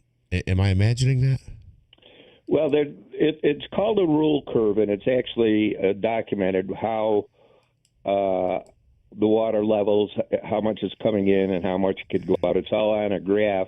Of course, you have to be an astrophysicist to interpret it, but I am told, and I can't say this is factual, that it points they have authority to vary from that based on weather conditions and snowfall. So somebody has the ability to make a decision that they need to flow more water. And it's become more complicated because not only now is it a feeder for the canal, you have hydro facilities. It's a supplier of municipal water for the greater Utica area. There's recreation, there's businesses. So you have several, I won't call them conflicting, but several different needs that need to be addressed. And, I'm not knocking the Canal Corporation. I think sometimes they have to make some determinations, but we just want to know how that is done. And perhaps if there's an issue coming, give us a little more warning that we don't just wake up one morning and see somebody's house washed away or a business have to close because their yard is a lake. It's just been difficult over the past several years, and we don't know why. I would love to be able to get them on too to talk about this afterwards. So the meeting will be rescheduled. It is off for today, though. Yes, it is off for today, and that's the basic word I want to get out. And they'll have a chance to get their information together, and I'll have a chance to get more specific questions together, and hopefully we can come to some kind of accommodation. All right, good stuff, Mark. As always, we appreciate it. Thank you so much. All right, Bill. Thanks. Thanks for having me. Mayor, we appreciate it. Supreme Leader. Supreme Leader. Please have a wonderful day. All right, thanks so much. All right, take care. Mark Butler. All right, we're going to do Hovica's free money question of the day. Before we get there, is that Jonathan Savage, Davey? I want to take Jonathan Savage, who is with Fox News, and just get an update. I'm speaking with a listener right now, back and forth, on how do you believe anything anymore with this AI? It is difficult, and I think if you've got a reputable news source, you got to check your sources. But I was kind of thumbing through Facebook yesterday, and I can't believe the number of, from both sides, the number of posts and pictures that are just absolutely false and not real. And it's all over the place. So it does make it hard to kind of differentiate between what is real and what isn't. I just have to say, go to your source. If it's a reputable news source, there's a very good chance that what you're seeing is real. Or if it isn't, they would correct it, where you're not going to get a correction on Facebook. Let me go to what is going on with this operation where the United States is escorting ships trying to solve this Strait of Hormuz problem, the blockade or whatever Iran is calling theirs. Now it's off, it seems, and we're trying to keep this ceasefire in place, yet Iran seems to be really poking the bear. Jonathan Savage, what do you know, and what can you tell us? Good morning.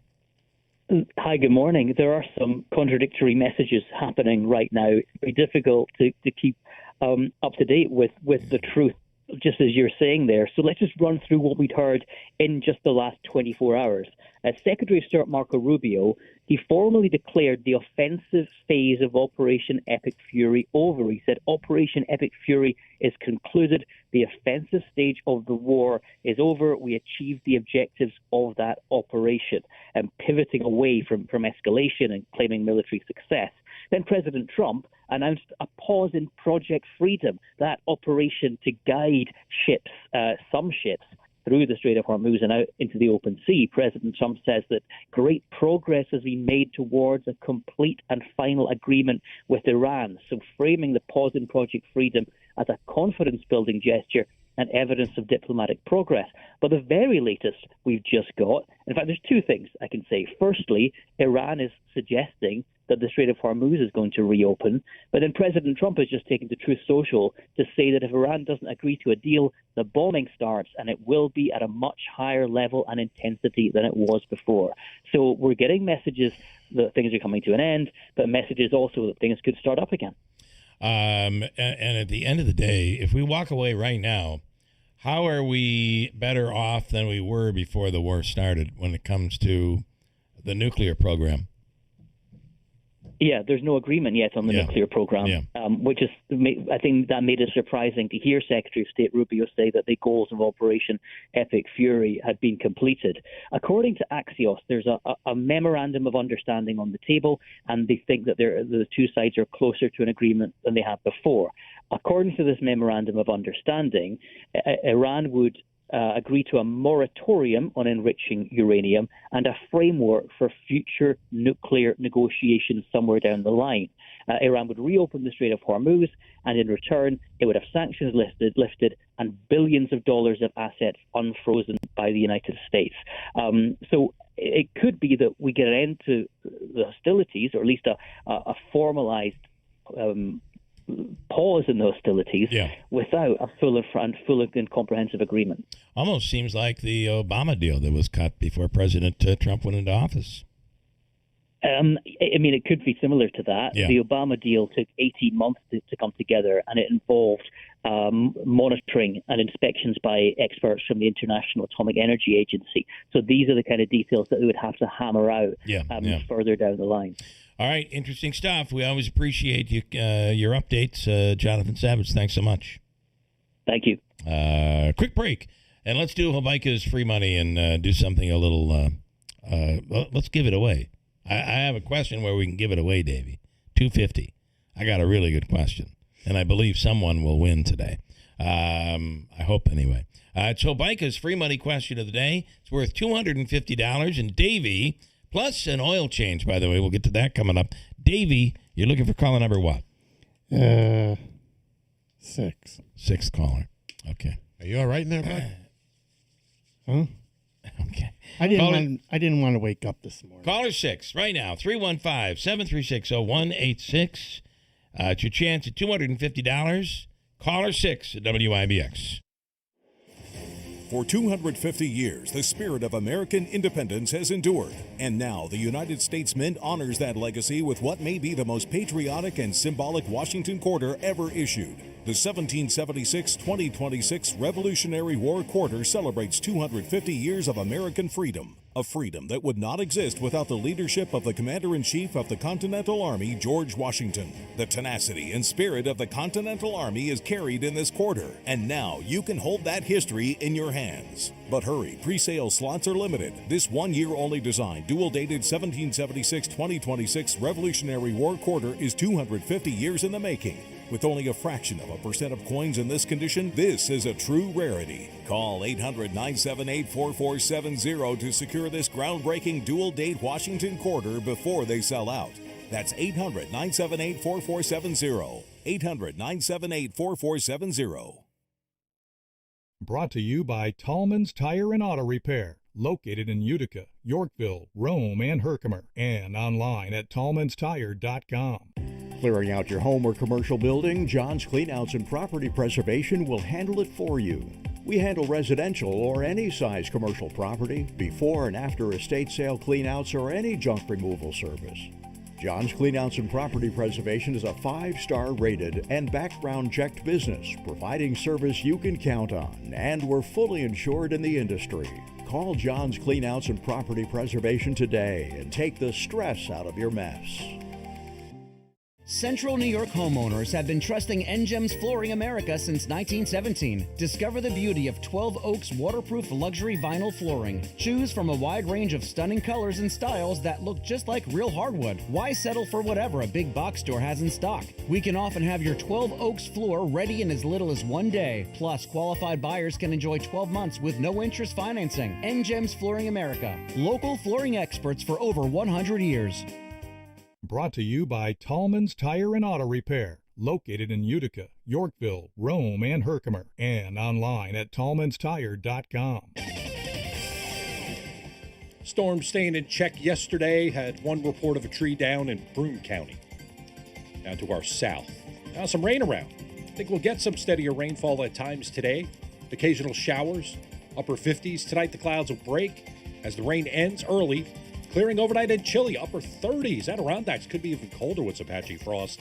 Thursday, sunshine 55, and a chance of showers Friday, upper 50s. From the Weather Channel, I'm meteorologist Ray Stajic, WIBX 950 AM and 92.3 FM. We were yesterday, 75 maybe? Yeah. About that, something like that. It's 49 and raining right now.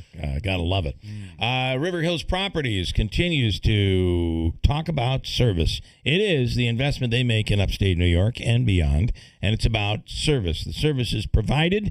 They're with you. It's like having a team of agents, your listing agent. They're assisting you making that very, very important and oftentimes stressful decision and decisions when selling a home to make it less stressful. They're with you from every step, starting in the very beginning. And they don't use the lockbox. It's luxury service where your listing agent is there every time the house is shown. That's the River Hills way. And it goes beyond that. The book with 40 to 100 pages. It's the manual for the home, the inspection, the appraisal, the closing. They are there every step of the way, and with help in updating your home so that it sells swiftly.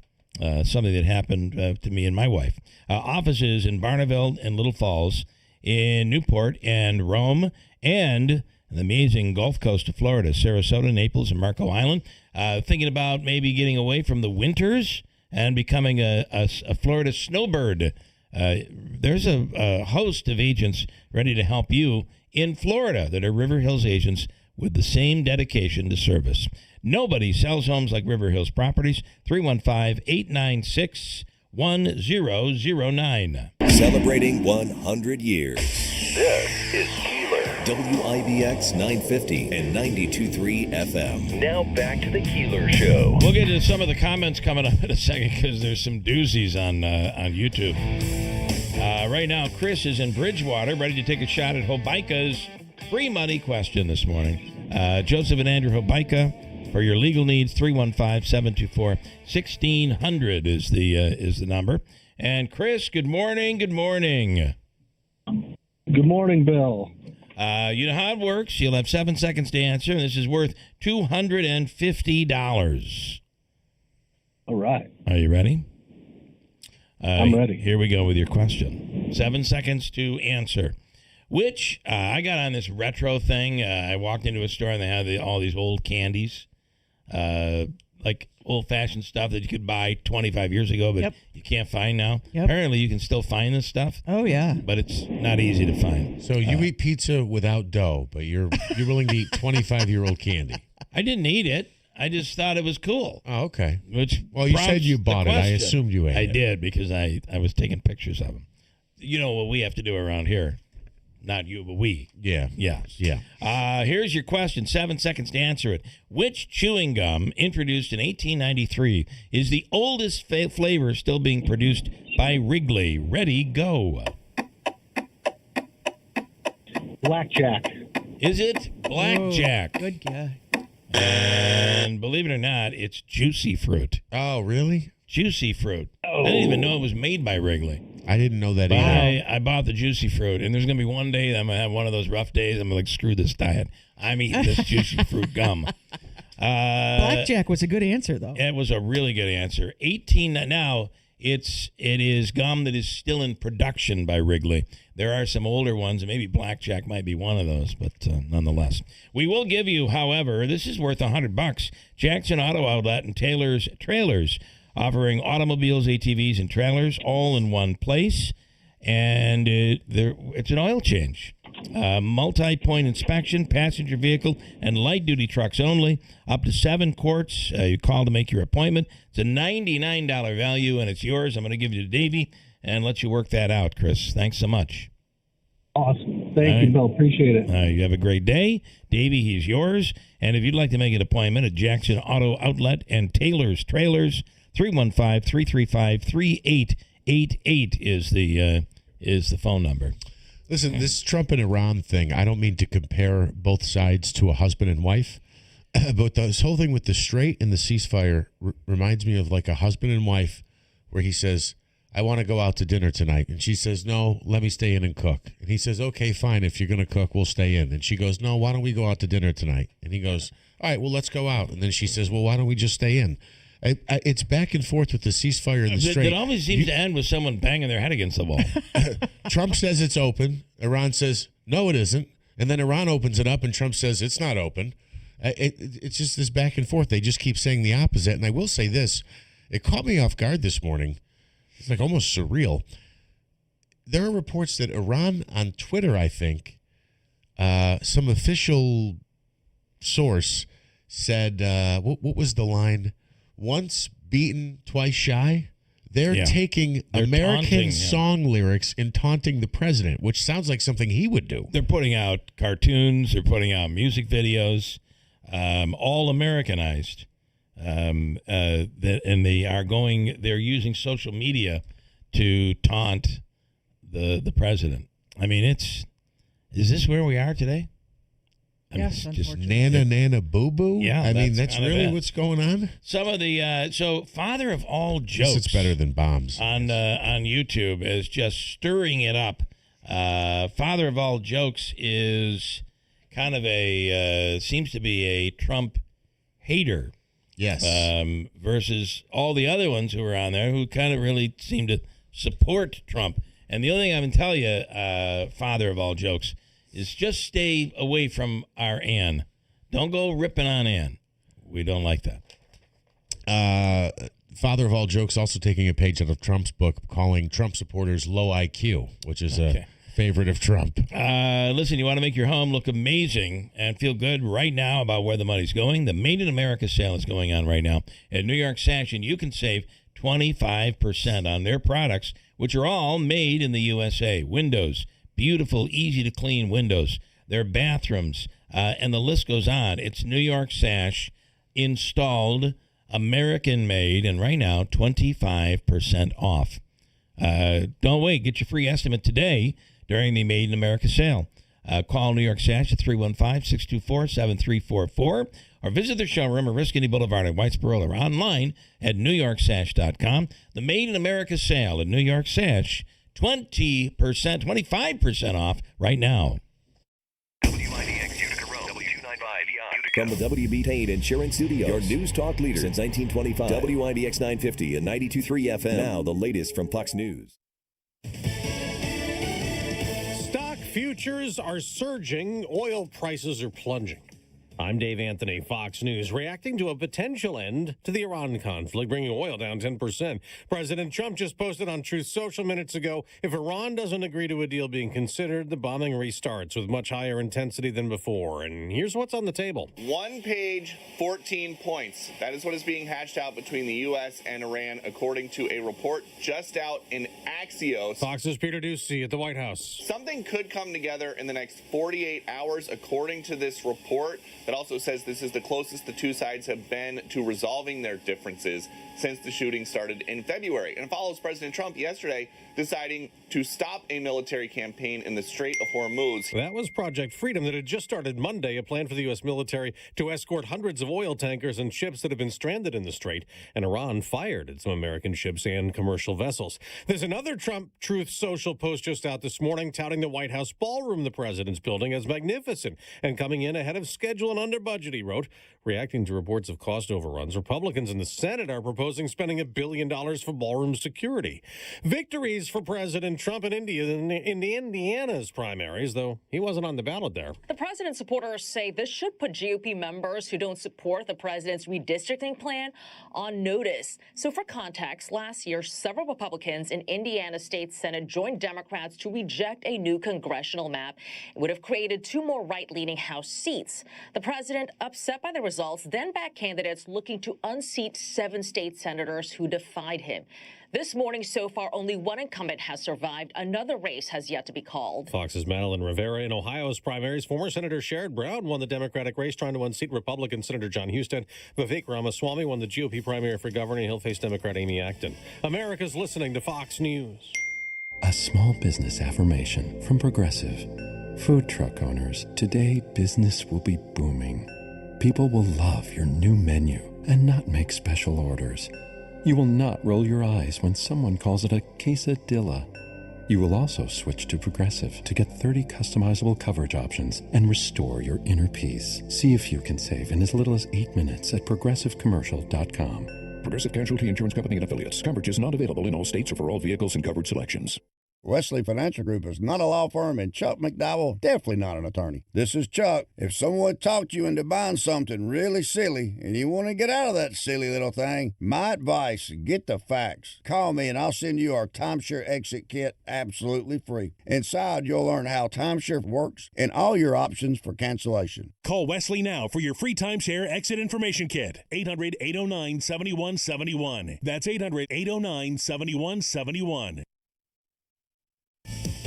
One of the people shot in the mass shooting Sunday night near Oklahoma City has died. She was an 18-year-old who'd been in critical condition. 22 others were injured that night, and police are still looking for the 2 masked gunmen who had attacked a party at Arcadia Lake in Edmond. In Pennsylvania, 3 people are charged in a shooting at a party last year. Police say the 3, aged 20, 19, and 17, are charged with second-degree murder, robbery, and conspiracy in the death of Jawan Jeffers last October during homecoming festivities at Lincoln University. The school is about 25 miles east of Wilmington, Delaware. 6 other people were hurt in the incident, which Chester County District Attorney Chris De Morena Sorobi says was motivated by robbery. There's a bevy of text messages, photos, and videos that we were able to use to piece together this simple truth, right? That this group came to crash the party. One of the accused was 16 at the time of the shooting and is charged as an adult. Tanya J. Powers, Fox News. We mentioned stock futures are surging as oil prices drop on the possibility of an end to the Iran conflict. For the Dow, the futures are up more than 500 points, more than 400 for the NASDAQ the day after a big surge lifted the NASDAQ and the S&P 500 to record highs. In the NBA playoffs, the defending champions keep winning. After a first-round sweep, the Oklahoma City Thunder took the opening game of round 2, beating the LA Lakers 108-90. The top seed in the East, Detroit, also won. At home, you got to protect home court. We didn't do that last series, so we know it's important this series. They're a tough team. They want to come in and steal one, so we handled business tonight. We got to do it again. That's Cade Cunningham on NBC Peacock after the Pistons beat the Cleveland Cavaliers 111-101. In the NHL playoffs, Colorado 5, Minnesota 2. That gives the Avalanche a 2-0 series lead over the Wild. I'm Dave Anthony, and this is Fox News.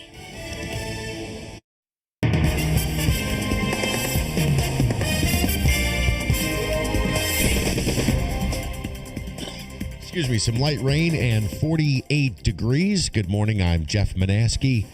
WIBX 950 AM, 92.3 FM news time is 8:05. This news update is brought to you by CSEA. Behind every traffic cone is a worker doing a job with a family waiting at home. Slow down, put the phone down, and move over safely.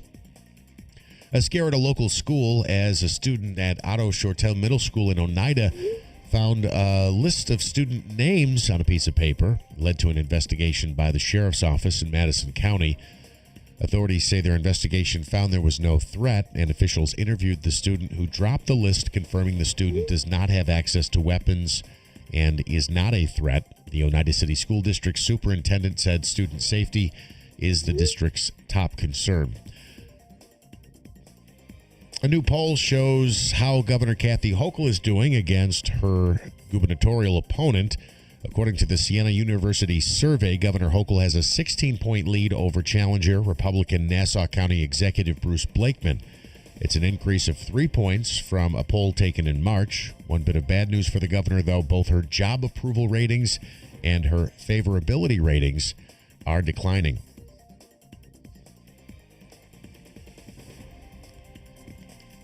Probably the budget being as late as it is isn't helping all that much.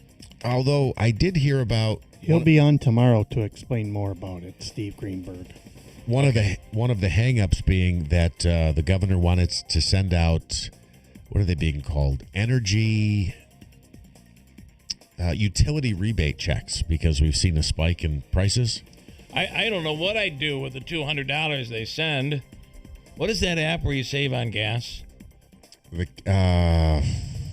not Cash App. It's we run the commercial. The thing that kills me. We talked about it, but I can't remember what it was. I've been using the Give Me My Money Back for Gas app for quite some time now, and I've already saved $200, about $200. And then the person in the commercial is like, "Wow, that's some serious cash." If $200 is serious cash, well, you're probably in college or high school. Fair enough, but I mean that's money back in your pocket. Listen, I don't know how long it takes. I think I would say I made already about $200. Wow, that's amazing. It only took me 5 years. Yeah, it took me 5 years, but all right, that's pretty cool. That's but money back is money back. Like it's about said. 3 tanks of gas right now that you got back. How about this? How about we tell the utilities you can't jack prices up that way, and then they can keep their checks. That's exactly right. Plus, think of all the paper they'll save. Don't give us a rebate. Lower the price. And all the payroll hours they'll save paying people to create these checks. That's exactly right. Still no state budget, by the way. It was due April 1st. It is now May 6th. This is the longest budget delay under Governor Kathy Hochul. I'm being told from an insider that maybe next week. They're close. Yeah, that's what I heard. Close, and maybe next week is what I'm hearing. And one of the acts announced for the New York State Fair, a fairly big name, Flo Rida. He will be taking the Chevy Court stage at the State Fair on Sunday, April 30th at 8 p.m. The popular rapper last appeared at the Great New York State Fair back in 2024 and drew a crowd of about 42,000. There's no cost to see the performance because it's included in the daily admission of the fair, which runs August 26th through September 7th. Hopefully it'll stop raining and warm up by then. WIBX 950 AM, 92.3 FM news time is 8:09. Here is your Weather Center forecast. Storm staying in check yesterday. Had one report of a tree down in Broome County. Down to our south. Now some rain around. I think we'll get some steadier rainfall at times today. Occasional showers. Upper 50s. Tonight the clouds will break as the rain ends early. Clearing overnight and chilly. Upper 30s. Adirondacks could be even colder with some patchy frost. Thursday, sunshine 55. And a chance of showers Friday, upper 50s. From the Weather Channel, I'm meteorologist Ray Stajic, WIBX 950 AM and 92.3 FM. Some light rain, 48 degrees at 8:10. I'm back and forth with my wife on this, and I get a nice job on the alarm this morning. That's what I give back as a text message. And I'm, can you imagine, though, that if I'd have left and somehow gotten out of the house and left it like that, that alarm, it took me, I had to be really clever to be able to figure out how to shut it off. So all of our system went down, and I'm like, well, that must mean everything is off. No, I opened the door, the alarm is going off. Now I've got the alarm company calling, ready to send police to the house. I mean, I feel like I averted quite a disaster. Well, I think that's a story you should keep telling Myself? Yeah, I was just going to say try that. to get your wife Keep to telling believe yourself it. that. Maybe don't we'll you? just let this whole thing drop. Honey, listen, you don't understand how on the spot I came up with this plan to make it less inconvenient for you. And it is an ear-piercing alarm. Oh, that's the whole point. If you thought the alarm was bad, hon, Yeah. imagine if they battered down the door. That's right. That really would have got you out of bed. Would have been horrible. It's 8:10. Here's Manansky with sports. All right, so Stefon Diggs found not guilty of assault in Massachusetts. He was accused of choking his personal chef during an argument last year. He faced charges of felony strangulation and misdemeanor assault and battery. Diggs' former chef, Jamelia Adams, alleged that he assaulted her in a dispute over money. She claimed she couldn't breathe during the altercation. Diggs is currently a free agent after playing in Super Bowl 60 with the Patriots. That story really confuses me. Like, how does it get to court? And he didn't. You know what? Turns out I was mistaken. He wasn't choking me. Well, like there had to be some sort of contact. He was found not guilty. Right. You know, and one of the bits of evidence had to do with a few days later, there's video of her laughing and joking while at a friend's house. She made it up, is what they're trying to say? Well, maybe. Wow. But I didn't want fish sticks for dinner. I just... Although I love fish sticks. It's the one thing I'd put ketchup on. I put ketchup on a lot of things, but I wouldn't normally put ketchup on fish. But those fish sticks and ketchup, it's pretty good. I'll move on. It's garbage food. It's garbage food. Good. I was just saying, how did we end up here? I forgot. We were talking about Diggs. I put ketchup on my fish fillet sandwich when I get it at McDonald's with the tartar sauce. Don't you love their tartar sauce, though? Yeah, but I mix it in with ketchup. I also yeah. put ketchup on scrambled eggs. I do, too. Oh, Yeah. I do that, yeah. You know what? People have never heard of this. I put ketchup on French fries. You Oh, should try- I do that, too. You should try, you do it, too? Yeah. I thought I was the only one. And I dunk them in apple, and I get a thing of apple cider vinegar when I'm out, too, to dunk them in. Vinegar in there is good. Yep. It's a big malt Western malt vinegar. Big Yep. Western New York. But you know something new that I tried? Oh, Davey, what? I dunked French fries in green olive juice. French fries and olive juice? Yeah, the green olive juice. Ooh. Oh, like in the jar after Yes. the olives are gone? Yes. Is that a thing? It's just something new I tried. I love it. Okay. Well, I guess all right. if you could dump them in malt vinegar, olive juice is not too far away from that. I guess that's true. Where did you hear about that, by the way? I just tried it a couple. didn't. I just He tried it. created it. We just heard it from Davey. Yep. That's where He's created a new trend. It's just, there was something... Someday, 20, 40 years from now, they'll be like, what are you doing with your French fries? I just Davied mine. Well, Davied is what? Davied is dipping in olive juice. You know He's what I created this. You know what else I also do with Oh. the extra pickle juice? I'd crush them up and put them over with Pringles. Oh, okay. You do what? Pringles. I like your Pringles. You know the bread and butter or hamburger dill pickles? Yeah. If there's extra juice, I take a big bowl and crush Pringles in them and eat them. That sounds good. Yeah, it is very good. I love it. I've been doing that for years. So you put the wow. I dump the prickle. I get a bowl, and put pickle juice in it, and then I get Pringles, regular Pringles, and I crush them up and I eat them. Cooking with Davey. I think there's a new show here. I agree. It's a great show. Get yourself a cup, a bowl. Davey, I love it. Good stuff. Thank you. It's very interesting, bud. Speaking of scrambled eggs, the NFL is hoping to not use replacement referees this upcoming season. Do you see what I did there? The Referees Association scheduling a collective bargaining agreement vote on Thursday. The sides have been negotiating for a few years now, but they hit a roadblock several months ago, which prompted a rule change to help potential replacement referees in the future. The current CBA expires at the end of the month. I don't think anybody wants to see this happen. They want to keep the referees. So we, is it we because think we're bad enough now as they are? Is it because of a strike where this is all supposedly coming from?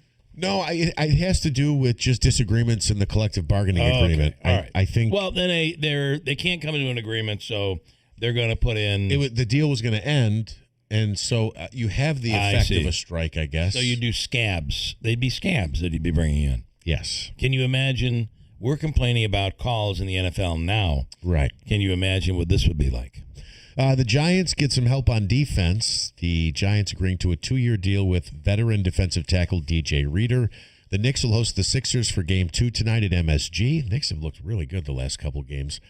But it's all a mirage. We know that. The Yankees have won 5 straight games. Yesterday's final 7-4. McMahon, Chisholm, and Goldschmidt all went deep. The Yankees try to make it 6 straight as they host the Rangers in the Bronx again tonight. The Mets were off yesterday as they were rained out, snowed out, whatever.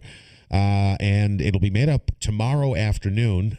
As for today's game, scheduled for this afternoon, that's been pushed back to tonight. It'll give them some extra time to shovel the field. Literally, yeah. Because they're getting hit out in Colorado, apparently. A couple comments here. Larry, I think you got the question wrong. I think the caller was right. It is blackjack. And I'm looking at his answer. Black licorice gum, blackjack gum, is the oldest gum. But that wasn't the question. The question was, which chewing gum introduced in 1893, so that narrows it down right now, which chewing gum introduced in 1893 is the oldest flavor still being produced by Wrigley? And the answer is either we would have accepted 2 answers, Juicy Fruit or Spearmint. Those were believe it or not, Juicy Fruit was the original flavor that Wrigley produced. That seems wild to me. You would think that Spearmint and Wrigley. Been something pretty boring and lame, and Juicy Fruit came along decades later to spice it up. And the blackjack was like the original. That's really, I think gum, that when it started, didn't even have a flavor. They were just chewing on the gum part. Right. And then a blackjack came along, the licorice gum, and that is older, but that was not the question. And then Mike this morning has a comment here. But Larry, no, keep honest, because you never know when I'm wrong. I mean, it's happened before, right? They know when you're wrong, Bill. Davey, which is often. Davey, just do not put ketchup on hot dogs. It is unholy and against everything that is American. I don't know about all that. I am with Mike on this. I put mustard on my hot dog. Yeah, me too. I use both. You use both. I use both. I don't put mayonnaise on a hot dog. That's a Philly thing. Is it Philadelphia? Really? Somebody does. Really? Mayonnaise on a hot dog. But I do and I'm a hot mustard, not a hot, like a horseradish mustard. Oh yeah. Weber's out of the That big sounds Western good. New York is a really good mustard. And maybe some pickle relish. People, we are just all over the place today, aren't we? This is. I kind of enjoy it though, because I hate sticking to just one thing. However, another thing we all hate is pain. I'm making a transition. Pain, knee pain, hip pain, back pain, could all be stemming from the way you walk. Isn't that a song, The Way You Walk? Yes. See how we're all over the place today? This is the attention deficit episode of the week. See, this is what happens when Bill can't get out of his own house in the morning without waking up the neighborhood. I woke up the whole neighborhood. Good Feet Store. Enter the Good Feet Store. Arch support specialists. And we're talking about quality of life. Oftentimes, people who use the Good Feet Store come back to say, you're not going to believe it, but my pain is gone. I'm able to walk.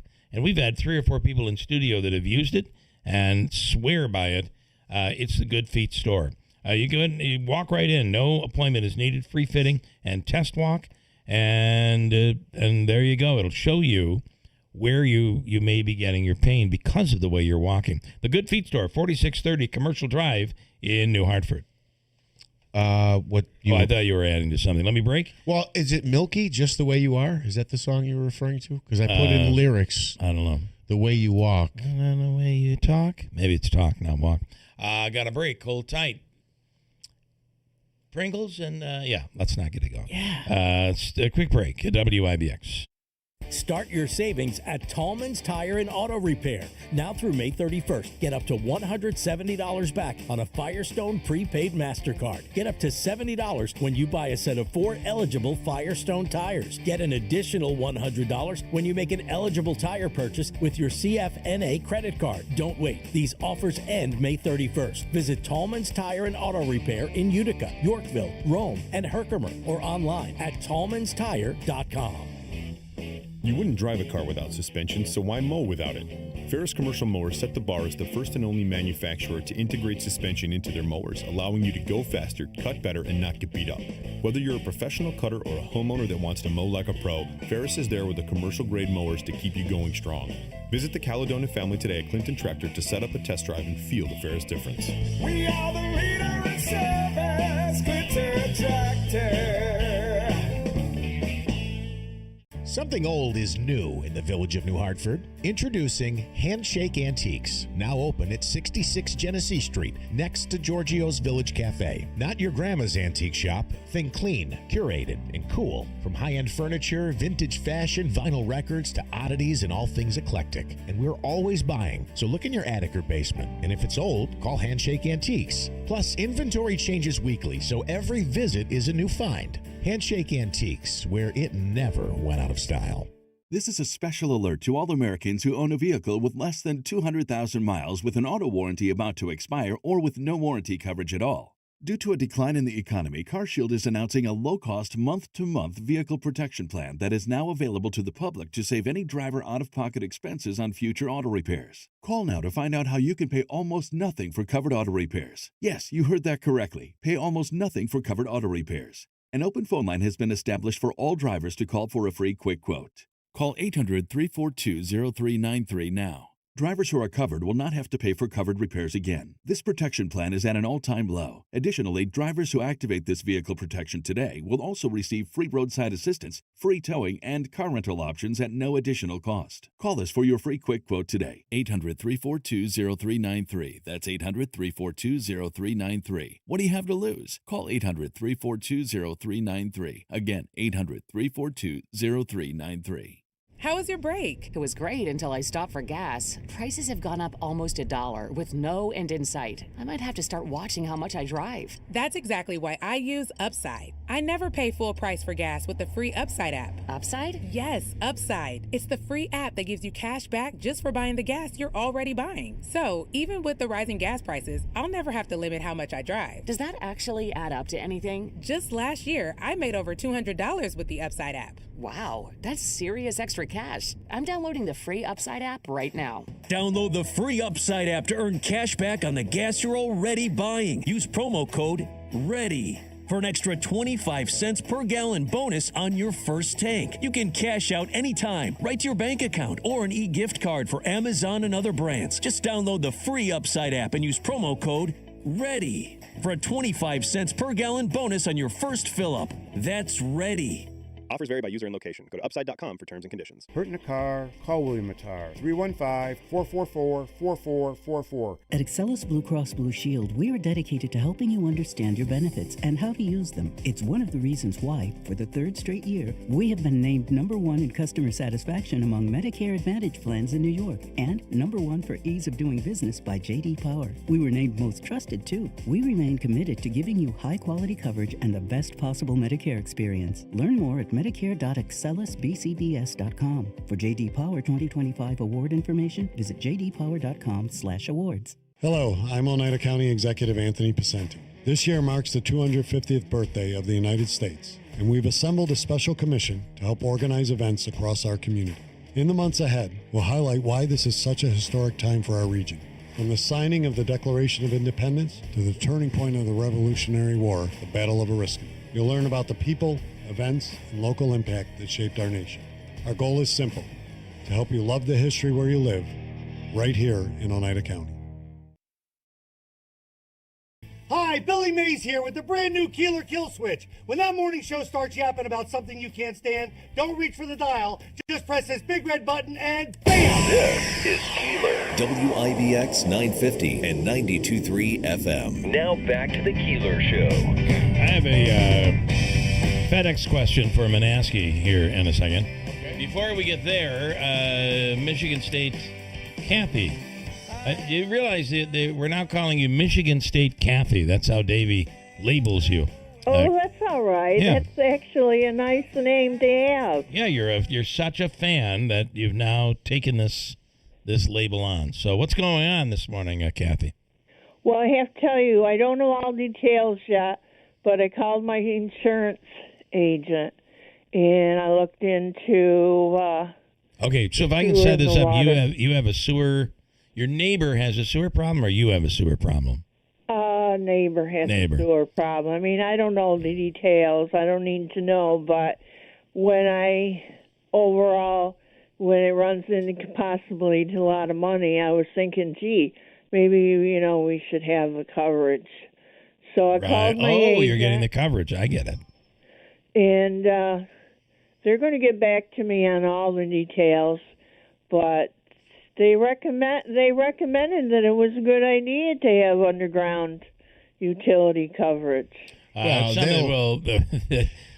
In fairness, they probably would, but it's they don't probably, have a plan that they don't recommend. They don't. I would think, carry though, any if you've plans. never changed it, I think it's probably a good idea to do it. And it's a question we can throw at River Hills. Bill and Robin are in. We'll ask about that. Good. I think it's a good idea. Jeff is right. Of course, they're going to say, "You want to spend more money? Why? Of course you can." By the way, we also have gutter insurance, life insurance, short-term life insurance, disability insurance, But accidental death insurance. It is a major cost to have to replace that Well, sewer one line. of the persons that I had talked to, she said she had a relative and had some problems, and it ran over $10,000 for them. Yeah, it can. So Yep. it's a good. So I can have a couple of different policies.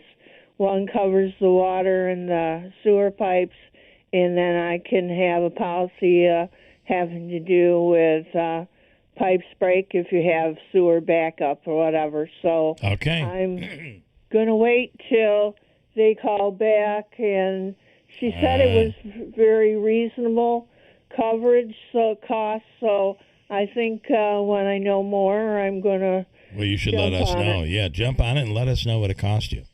I will. All right. Thank you, Kathy. All right. Have Take a great care. day. Bye-bye. All right.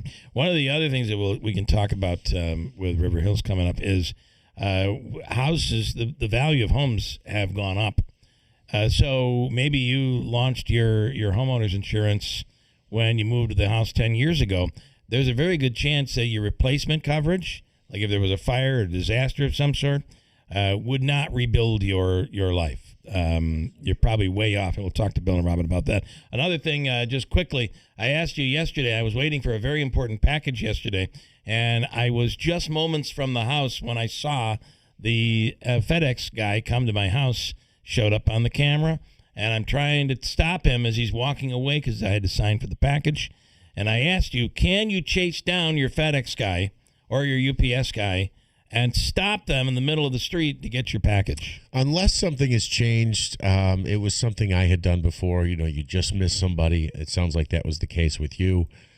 So they stop on the next block. You make them show your ID. It matches up. It's not just some neighbor going, Right. hey, I'm here to get Bill's package.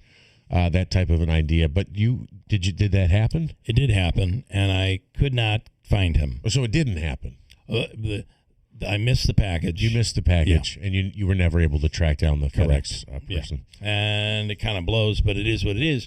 So, and then I tried to, because the Oriskany FedEx is the one they're all being shut down, right? Yeah, that's the redundant one, the Federal Express. I tried to reschedule to have them bring it back, and it would not have arrived until Friday. Which is weird to me. It is. I don't understand. I didn't want to drive all the way up to Wednesday, right? So they. Today's Wednesday. That was Tuesday. They tried to deliver. It might have been Thursday, but still, it would not have been delivered today. So that's odd to me. I agree. Interesting. In studio, Bill and Robin Monjo. Guys, good morning. Good morning. Good morning. And on that issue of insurance. Yes, sir. So houses are worth more now. Absolutely. And I think people are very surprised when they find out what their house might sell for. Exactly. And it's one of those sad things because when we buy the house and we get the insurance, we think it just automatically floats with us, and it does not. The rates rarely does a house get paid for. And since you're going to talk about insurance, and another important part about your home insurance, God forbid you lose your home, but in your insurance policy, it says they will pay pretty much up to 50% of the actual value of the house for the contents. Okay? You need to have a photographic support of what contents you have. If you don't, they absolutely wipe you out. Yeah. I promise you. So please take that moment to go around to your keepsakes and things like that and take photographs of everything, because they're going to say, or they're going to price it out the cheapest way possible. No offense to them, but they don't know what you have. So photographs would be great. Anytime, if you've ever had dealings with the insurance company, there's a good cop, bad cop. Yep. The people that you deal with when you set up your policy are wonderful. Yes. But there's always someone at corporate that is way over everybody's head, and your agent is fighting for you, but it's that corporate person's like, no, and that's where you end up getting And screwed. they don't exactly put their foot on the gas pedal when they get the check to you. That's because true, too. there's a whole thing about the float, the money, and the use of the money, and they take their time. We see that happen a great deal of time. Yeah, very, very difficult. And the other part of this is maybe you want to see what your house is worth today, because you might be surprised. Yeah, you're going to be surprised. Yes. You're going to be very much surprised. And again, we talk about this all the time, but getting back to the basics, when Bill Keeler was kind enough to bring us onto the show for the first time, the average house in the Mohawk Valley was $125,000, 3 bedrooms, bath and a half. Incredible. The average house right now in the Mohawk Valley is $250,000. Oh, wow. It's Really? a complete double. And just to put this into perspective, North Utica, which is a favorite place for people starting out their homes and people retiring, you're going to pay the better part of $200,000 for the most inexpensive house there, which is incredible, which is a wonderful thing for the area. And which kind of ties us into over the last 7 years, we keep growing and growing and growing in values. And, Chobani's coming and Wolf Speed is up to speed again, thank goodness. Mm-hmm. And so, really, we have a lot of good things going on. In fact, so much that Robin and I went to an IDA meeting in Herkimer County, and they are getting prepared for the onset of the Micron deal going in Clay. I mean, that far away. I think we'll see. It's just spillover. We will see businesses that and listen, people travel for work today. Absolutely, much more than we ever did. We're really doing very, very well. And the other thing, and I think Robin liked to build on, is we have no inventory here, folks. I mean, it is an absolute perfect time to market your house. Much of the houses, frankly, are going over at the ask price, and that's a wonderful sign for our location. Yeah, our sweet spot is would you say $350? You start getting between $3 and $450, right? And then you get a lot of dual income couples that can afford it, and those are the ones that go into multiple offers. So I'm sending out a plea that, listen, don't wait. If you're close to retirement, then go to Sunny Shores, move. I mean, have a better quality of life. Put your house up for sale, because you'll definitely say, it used to be a grind. I mean, you get something over 300 here, it'd be like, well, you're going to be up for sale for 9 months, but that's no more. Listen, we've already told our kid, I'm not saving nothing. I'm blowing all her cash. Okay, that's it. So we, as you have been kindly put on the air for us, that we have opened offices in Florida. We go there once a month, not only because we were looking for a better quality of life, and I hate talking about the weather because I love upstate New York, but I'm telling you, this is grinding on me, okay, this cloudy crap. This winter's been hard on people. It's been hard. Last winter was hard, too. So to be able to escape on Allegiant, which costs $3.22 from Syracuse for 2.5 hour drive, a ride. I mean, it's wonderful. And we fly into Sarasota. I've already booked.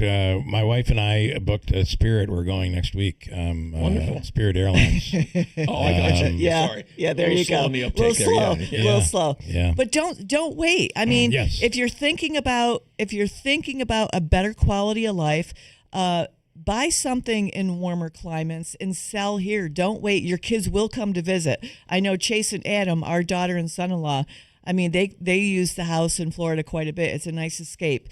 But we desperately need housing. Don't save it for your kids. And if you can afford to, so many here are spending the winters somewhere else in Florida. Make the investment. And coming back here when the weather is... you got to kind of wait till they all come back in May, but they're coming back to this. Maybe you wait till June. Yes. To come and back, can I just mention, we can make the transition very easy. Yes. At River Hills Properties. To point that we had, there's a ardent Bill Keeler follower who had a home, doesn't have it anymore, in Kissimmee, Florida. And we went down there and to Kissimmee, which is outside of Orlando. Lovely couple, and we sold their house in one day, 9 full price or over offers, and things are moving. We're at 45,000 over what we asked, and we were pushing the market there. And because they're competing for the place, exactly. And well, they do business the same. You know, we don't use the no lockbox strategy, and we were there in the information book, and it was very effective. And this lovely couple then decided that they wanted a different pace of life, and they bought in the Villages, which is a whole different thing for. That's college for retired it's folks. Kind they of party amazing. like rock stars there. They have their own Holy grocery. cow. There's bars. There's a dance every night. Jump on your golf cart and go to the party down in the Village Square. It's college for retirement people. It's wonderful. Yeah, that's hilarious. I do have a couple. Donna says, hello, Bill and Robin. Love you guys. Father Sean O'Brien, however, said, I hate to take exception, but I happen to love this past winter. Thank you. There are people who love, and obviously a lot of people up here who love winter weather, and the more snow, the better. Right. And for those people, this might not be that big appeal. But snow is a different story, though. Yes, that's true. You embrace that. And we have all learned to do that because we grew up here, right? Yes. Yes. But when it comes to rain and cloudiness, it has an effect on your psyche. And I'm going to tell you, especially for retired people, they don't have the social avenues. And I'm noticing the difference. Here, they don't have the social avenues. People, once your house is paid for, you're in your house, you're staring out at cloudy skies every day, there's no social outlet for them. Yeah. In Florida, it's a different, we notice it. Well, it rains, the rain, they say you'll get rain maybe every day, but just for a brief little period, and the rest of it's sunshine. But there's a lot of things for them to do. It's a lifestyle. Yeah. And Father Sean, come on up to our house and you can snowmobile all you want. Yeah. He's up that way anyway. Come on, Father. So, and his snowmobile, although I'm not sure he still has it, his snowmobile is the old, like on, what was the... Arctic Cat? No. Ski-Doo. No. Ski-Doo. It's the old, like in the Christmas movie, Santa Claus is coming to town. Remember when he's coming in driving that snowmobile? There's no hand warmers on that baby. No. It's like a truck, but a snowmobile.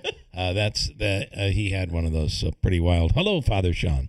And all right, anything else you want people to know? Obviously, the reason the snowbirds do what they do is because it does get humid in the summertime, so they come back up here where it's less. But then when the weather gets kind of crappy, you're able to. It's nice because that's what we work for all our life, to have these kind of options. Can I bring up one other thing with this that I know some friends do? Is they have a place in Florida, and they're there. They go down maybe 5 or 6 times a year. The rest of the time, they rent it out. Sure. And it more than pays for their mortgage. Yes. And the other thing that's kind of fascinating that, and again, the rents down there and the rentals for the seasons are not so astronomical that you can't do this. There's great getaways for and the people. options. You don't have fixer-uppers there. There is like 27 different options for you to rent, Airbnb, buy. Yeah. And they're affordable. Yeah. They're affordable. All right. Go ahead. No. I was going to say it's Fat Rink instead of Rat Think. Fat Rink in Little Falls says, greetings from sunny West Palm Beach, where it is 78 with sunshine right now. We're going to get the same thing up here today. Yeah. In our dreams, of course. Yeah. I think we might hit 50. All right, guys. Thank you. It's River Hills Properties, now also in Sarasota, in sunny Sarasota, Florida. Thank you all. Thanks.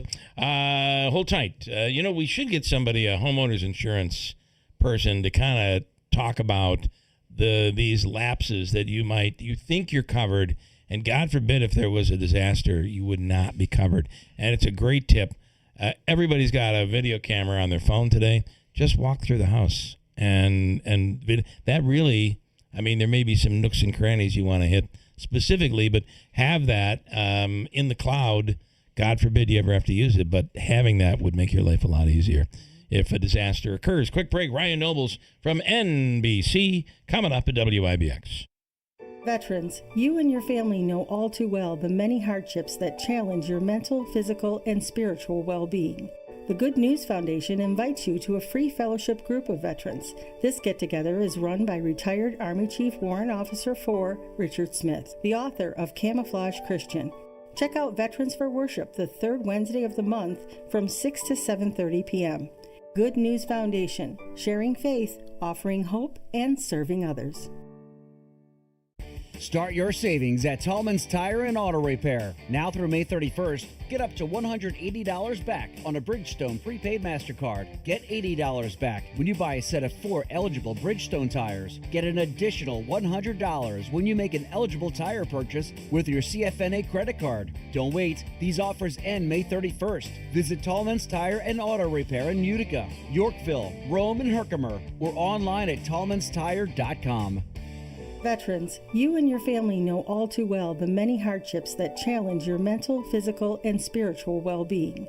The Good News Foundation invites you to a free fellowship group of veterans. This get-together is run by retired Army Chief Warrant Officer 4, Richard Smith, the author of Camouflage Christian.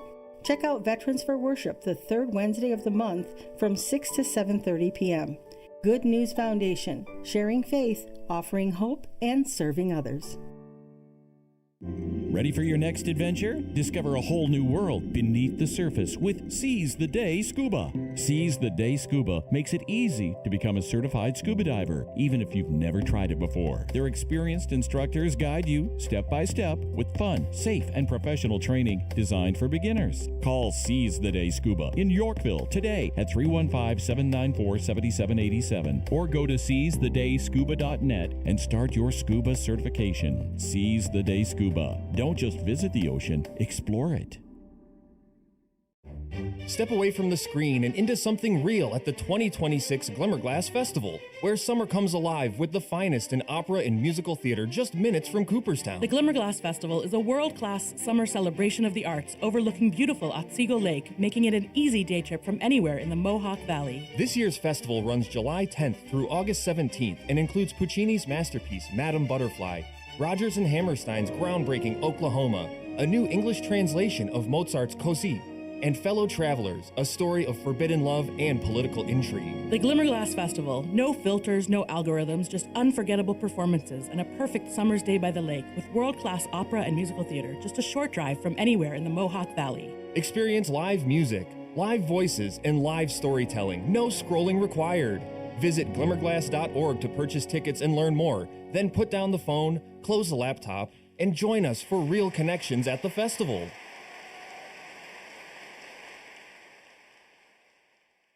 A small business affirmation from Progressive. Food truck owners, today business will be booming. People will love your new menu and not make special orders. You will not roll your eyes when someone calls it a quesadilla. You will also switch to Progressive to get 30 customizable coverage options and restore your inner peace. See if you can save in as little as 8 minutes at progressivecommercial.com. Progressive Casualty Insurance Company and Affiliates. Coverage is not available in all states or for all vehicles and coverage selections. WIBX. This is Keeler. WIBX 950 and 92.3 FM. Now back to the Keeler Show. That portion is brought to you by Steep Pawnee Mazda and Ricky Z. Right now at Steep Pawnee Mazda as we wind down New Year New Mazda sales event during this month. They have 23 new 2025 Mazda CX-5s in stock. I was just over there yesterday, and these are beautiful vehicles. I love the CX-90. Take advantage of 1.9% APR financing on new 2025 Mazda CX-5s, 0.9% on turbo models. See the dealership for details. As Rick says, come in, let's make your deal on a new Mazda, where it's always easy to do business. Steep Pawnee Mazda, Commercial Drive in Yorkville. Ryan, you want to add something? Just quickly, Okay. happy anniversary today. 37 years to Sheila Gilroy Buckley and Mr. Paul Buckley. They are celebrating their anniversary. That's 37 years. I don't know how she made one, but she made 37 of them. It's amazing. That is, well, come on. He's a sweetheart. He's a handful, though, isn't he? You can ask her. Happy anniversary, guys. That's awesome. Ryan Nobles with NBC. Ryan, good morning. Hey, Bill, good morning. You need to congratulate me. I just ran it was a 3-mile race, the Capitol Hill Challenge. Nice. That's Capitol awesome. Classic. Was that this morning? Yeah, I came in first. Good for you. How about that? I definitely did not come in first. But that's awesome. My running roots came from Utica, New York. So whenever I cross the finish line, I think of the Boilermaker. Think of the Boilermaker. No beer at the end of this one, though. No beer. That is the biggest crime of all. That's what makes the Boilermaker so unique, right? It's a very Trump thing to say, by the way. I came in first. I was fast, very fast. They couldn't keep up. Some people say they've never seen anyone run so fast ever. As Ryan. All right, what are you? Okay, first of all, when it comes to the messaging, I feel like they all, Marco Rubio especially, they got to keep up with the president here. It's not easy because they're saying one thing in the middle of the day, and by nighttime, the president completely changes it. So there's a lot going on here. Yeah, I do think it's head spinning, the messaging on Iran. 1 minute you'll have an official give an official statement from an official podium, and then within hours the president either picks up the phone and takes a random call from a reporter, or will send something out via his social media channel that contradicts it completely. In fact, there's instances where it flipped over and could be changed from the podium to the interview to the Truth Social post. It's very hard to get a sense of where things are when it comes to the war and what stage of this war we're at. At one point we're about to bomb them to smithereens. At another point we're on the verge of a peace deal. I mean, the reporting this morning is that it sounds like there could be a memorandum of understanding in place that could bring at least the major aspects of the war to an end. Whether or not that opens up the strait and the commercial vessels start getting through there, I think that's the open question. But I think things still stay in a pretty significant state of flux. And I'll just give you this little anecdote. Yesterday, Bill, my wife, Carrie, had a root canal. I drove her to get the root canal. And when I dropped her off, I stopped at a gas station. It was $4.19. When I went back to pick her up, I drove by that same gas station. It had gone up to $4.39.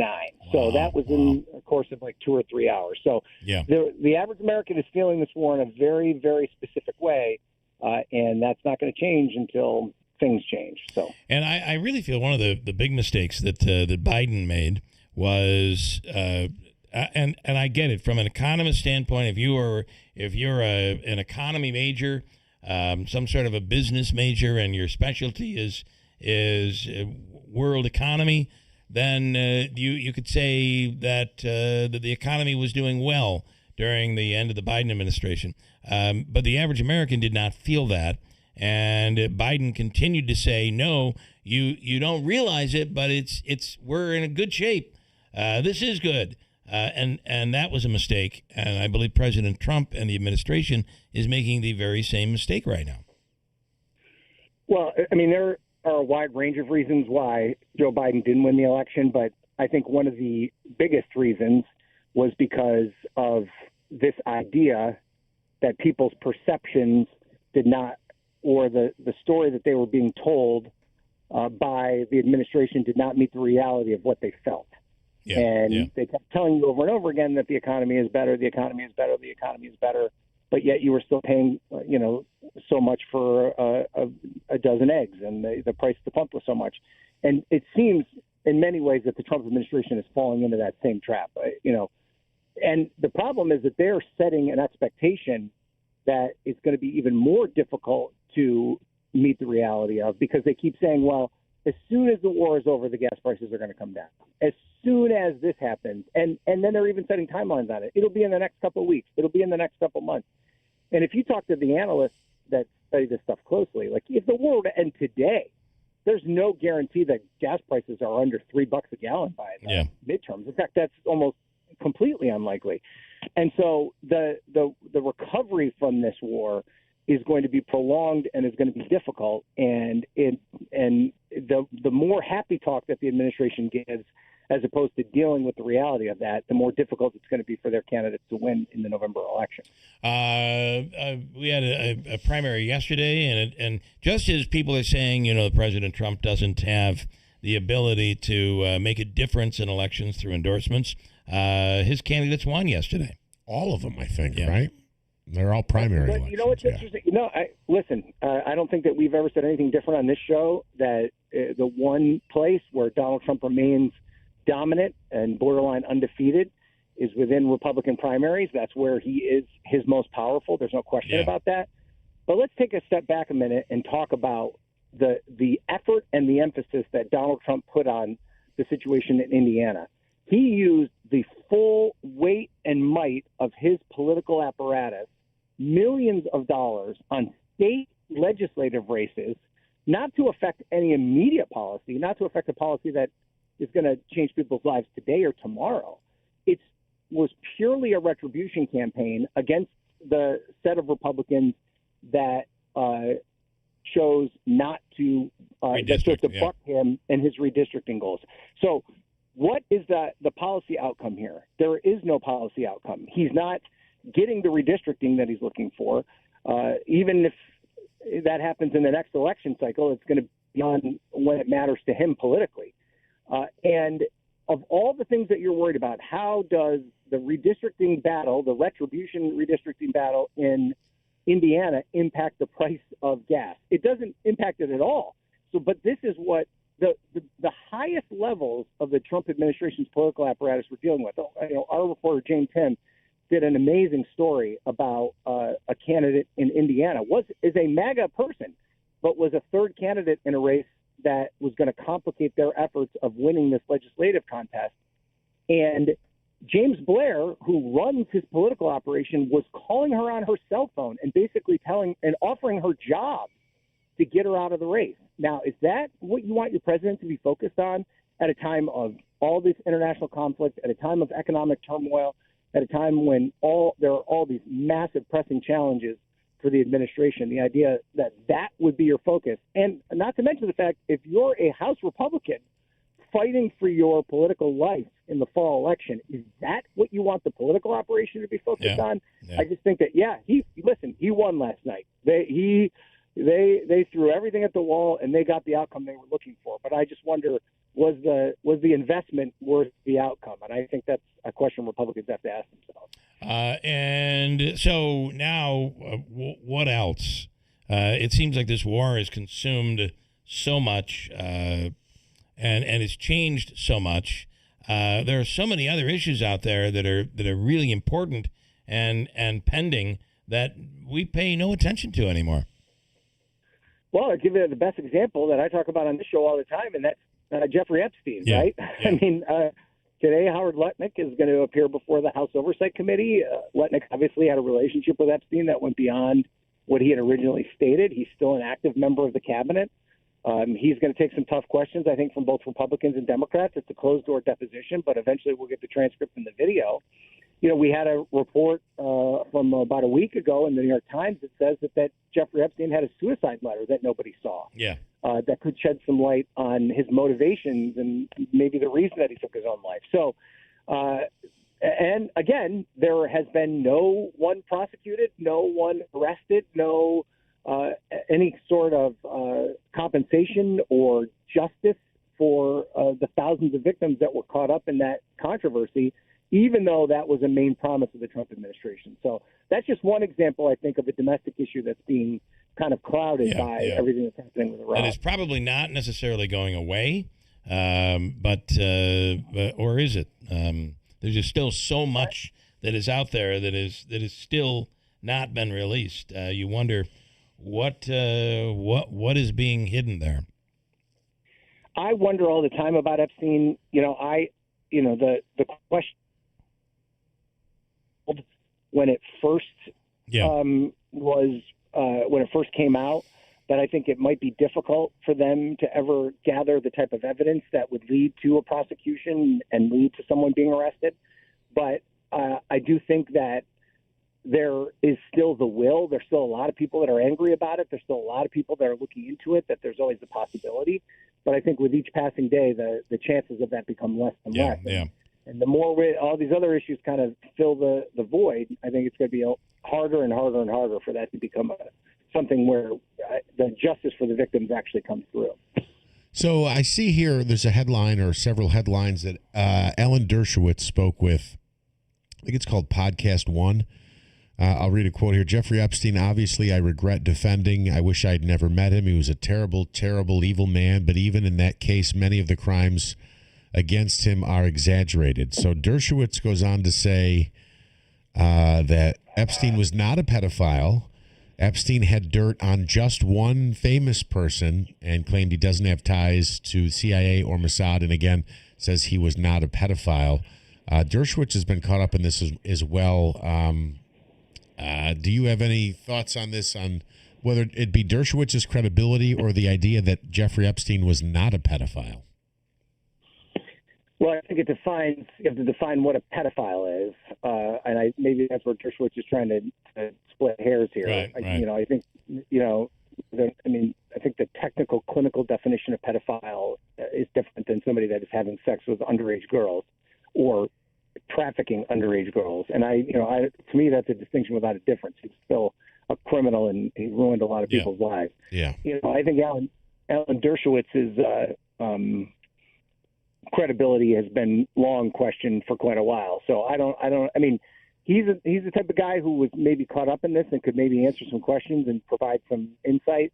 The whole intelligence part of it, I am skeptical that they'd ever be able to find the concrete evidence that he was an intelligence asset or was being taken advantage of by intelligence assets. But that's something even Hillary Clinton suggested should be looked into.